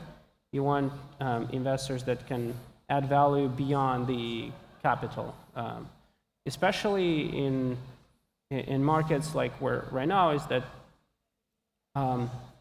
if you're building something solid with a ton of innovation behind it, and good investors will notice you, and then you are in a position where you can actually decide which investor you want to bring on board, the ones that will bring the most value, the ones that will help you over the long term, not just the ones that will turn a quick a profit and are solely come solely with the idea of juicing up their returns. Okay, so because the investor-startup relationship is the key focus of our discussion here, I'd like to zoom in on two aspects. One is I've seen particularly in this I think forum there are quite a few projects who done by repeat founders or by people who have their own resources. So what's your view in terms of bootstrapping versus raising early pre-seeds? What are the considerations for people who are actually in position? There are founders who just not able to do so, but those who have the resources, what would be the considerations? Yeah, I must admit I'm a big fan of bootstrap projects, and bootstrapping has a role to play for a period of time. I think there are probably two rules to keep in mind. Equity is precious. Rule number one, mind your equity. Rule number two, don't forget rule number one. So, bootstrapping is can be part of the life cycle, but knowing when to pull the trigger, what milestones you need to hit to, get good, solid investment in behind you, understanding, what those milestones are, and building up towards them, I think, is just part of that process. Okay. Yeah, I think I would add in there. I'm more on the pre-seed funding, right? So I'd probably go more the value that pre-seeding bring. The technology is moving so quickly, you need to produce something to market as quick as possible. So take what resources are available to you, right? Investors bring people, networks, experience and advice, and also they give you some early validation potentially on the project that you're doing, rather than bootstrapping an unsuccessful project. But I guess that's just, I don't know, what would you say? Yeah. For me, it's very obvious. If founders didn't bootstrap for a while, and I'll explain the while part, then obviously they are not serious enough for me. Now, don't get me wrong. You need to be completely illogical to bootstrap a startup, to give up a salary at your workplace in order to manage your startup, truly bootstrapped. And if you tell me that you're working nights and that's the way that you're bootstrapping, it's not really bootstrapping. You're getting a full-time salary, you're not bootstrapping your startup. The point is that the co-founders are completely dedicated to the startup. And going back to what I mentioned about what it means or how long it means, there's no set rules, but obviously I would expect at least a period of time of 6 months, and the longer the period of time of bootstrapping the startup, it's more convincing for me as an investor. Yeah. Okay. Makes sense. Like it's good. There's a bit of a balance. Yeah. Go ahead. Yeah. So I think both strategies have some merit depending on, I guess, the nature of the project. In some instances, it's quite hard to bootstrap if you're building something with a heavy load of infrastructure behind it, where you need a lot of, capital to spend. But if you have the experience and you have the conviction, it probably makes sense to go and start raising as soon as you can in order to get at least to an MVP, right? So, but we love bootstrap projects a lot. We get a lot of conviction when we see that the founders actually decide to build their idea without actually going around to fundraise. That means they really have the right capability in place to execute, and once they get to a point where they understand that and they validated the idea, they can actually raise a lot easier and a lot faster as well. I guess bootstrapping means that you're not just building something out just for the sake of it. You're building and actually start generating revenue. So you start actually trying to monetize as well along the way to validate the idea alongside the general product market fit that you might be trying to find with pre-seed capital. So yeah, I think in conclusion, both can work depending on what you're trying to achieve and how fast. Okay, so let's kind of take an example of a founder who bootstrapped, who got to a seed stage. Now he's getting to the weeds of it right now in this environment and trying to raise a round. But he's struggling to find a lead and all those kind of brand name recognition. What would be your advice in this situation? Like keep kind of fighting along this route and find kind of a proper lead, long runway, which we all love to see, or go to kind of like look at the reality of the situation and raise some bridge, safe, or well, kind of a small round with a kind of several investors who've taken kind of similar participation. What would be your take, guys? So it's easy. First, you improve the terms, much better for the investors to be able to attract them, which is obviously the case every bear market in our industry. The terms are improved sometimes twice, 5 times, 10 times better than the bull market. Beside that, I would say really consider if you want to go all in and you really want to dedicate the next months or years of your time still trying to do that. And it's extremely difficult, but it will be very rewarding if you are persistent. And also, I would say if you are feeling that you failed with fundraising for some reason, then don't make slight changes. Make significant changes and then try again. That's a good view. Anything else? Yeah, the market obviously goes through cycles. We're in a down cycle now, so it's tougher. So I think that determines, how you go about it.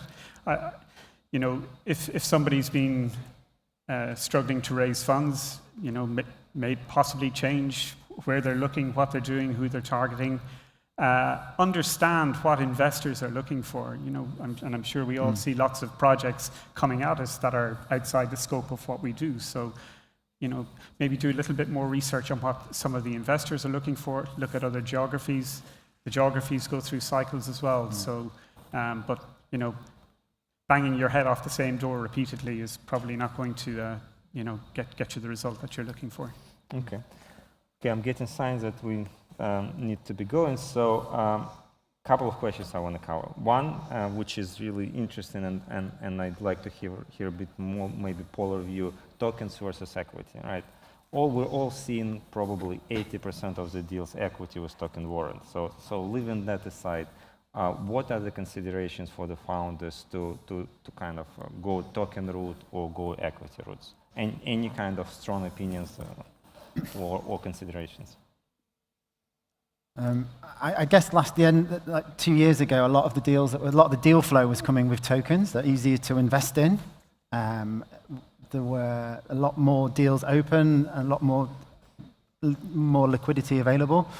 But what we found, I think, is the launch of the token aspect. Some projects really struggled with it, right? The bear market dropped. We had tokens locked in for 12 months. We couldn't actually liquidate, right? So there was a bit of a bad feeling around that. But it depends on the project, really, and the time of launching.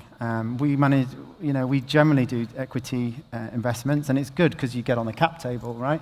You've got a skin in the game, people can see it, and you can work with investors to help their product. I think a token investment is more of a speculative 12-month punt, really. And I think, really, from us, we're looking more of an equity type investments.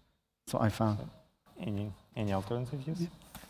So, actually, I think fundamentally, we're looking at it from two perspectives. So one, yes, equity you can invest is more kind of traditional route. The token side is more interesting because really the idea of having a token should be there only if there's merit to it. Like if there's enough token utility and the project actually benefits from having a token, then that's where we think most of the value accretion should go. So therefore, as an investor, you also want to participate in that upside through the token. Now, if the opposite holds true, so if everything, like all the value or most of the value that's generated by the project accrues at the equity level, there are some cases of projects that are not necessarily fit for a token. For example, like security audit firms, we had a mix of I think that some of them tried to issue a token that didn't go too well. So for that kind of business model, it makes sense to not have a token. And then if you want to participate and invest in that whole subsector, then it probably makes sense only to go for the equity side. So again, depends on the project, depends on the subsector as well. I'd say going for one or the other 100% is not, or at least in my view, is not the way to go. You want to kind of have both and assess and evaluate as you see fit for each. But again, just want to reiterate that having a token should rely solely on the fact that the token has utility and then actually benefits the community that will hold that token. Makes sense. If I may add, Yeah. so for us, it's very, very straightforward at the moment. It has to be both equity and tokens, otherwise we will not be investing for two main reasons. One, we truly believe in the companies that we are investing in, so we would like to have an equity stake because each and every one of them might become a unicorn at some point. And we are investing in the tokens, and by the way, just to clarify, we have no problem investing in a token warrant, but it has to be very clear what the plans are for the TGE, and not just something like in the wild future in 5-10 years from now. Maybe they will issue a token, maybe they will not. And the main reason that we are investing in tokens is because that's where we can make the huge possible profits, considering the pump schemes in our industry. Most investors will not tell that to you and will make it sound very nice. It's a very simple. We are in this for the profits. I am explaining founders, as soon as the tokens will become unlocked, we will sell them. It doesn't matter how much we believe in the company, and going back to the equity part, that's where we care about the company. Yeah. Tokens are for profits, nothing else. Yeah. I think what's interesting is a couple of companies we advised on about buying back tokens with equity, and I haven't really seen it happen yet. We've advised a few people on doing it, right? If you have a token that's priced at $1 that drops to 1 cent, and you've got loads of money raised, then it makes sense to buy back as many tokens as possible if there is a true utility. So I think that's an interesting development that maybe we might see. Yeah, we do both, and from a risk management standpoint, that has proven to be, good from our standpoint. Yeah. One of the things we've struggled with is where there's been a token raise, and then a year later, and we've had a couple of recent examples where there's an equity raise, but the equity raise is not aligned with the token, and suddenly you have a business fracturing in different directions, and some large investors probably getting a little bit upset at what's going on. So that's maybe a watch out as well. Great. So to wrap up really quickly, 30 seconds, what is your one recommendation? What will change in the relationship between investors and startups in the next year? Let's start from that side. So I think that the biggest change should be, going back to what I mentioned before, founders of startups need to understand that they are going to build something for the next few years at minimum. It's going to take everything that they have. When founders in our industry understand that, and understand that they cannot raise funds based on anonymous Twitter profiles and so on, the industry will completely change. When the investors will understand that when they are saying to young founders that they are actually going to help them, and they will literally help them, then the industry will completely change. Yeah, I think I'd say increased focus on sustainability. More and more investors are asking for these profiles of companies that are thinking about how they operate, environmentally, socially, and their governance. So I think there's going to be more and more around that. I think we're increasingly focused on product market fit. Revenue cures all ills. Yeah, I think as investors become more sophisticated in this space, startup founders are also becoming more sophisticated. So they'll expect. Okay. Is it a signal for us to stop the panel? Looks like we really took it We've run out too long. It's one way to stop us.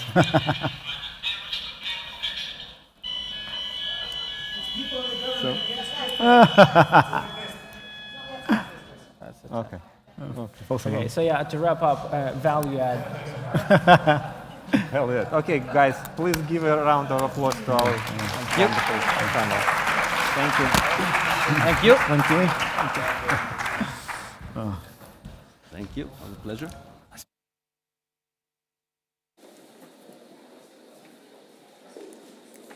Just quickly, as everyone's leaving, there's no address at the end. There's no chairman closing remarks. This is the last time we'll meet here, and we'll see you all here tomorrow morning. Next is a quick coffee break, which I believe we're already past, so grab some coffee and the investor meeting starts. So thanks everyone for your time and attention. See you in the morning.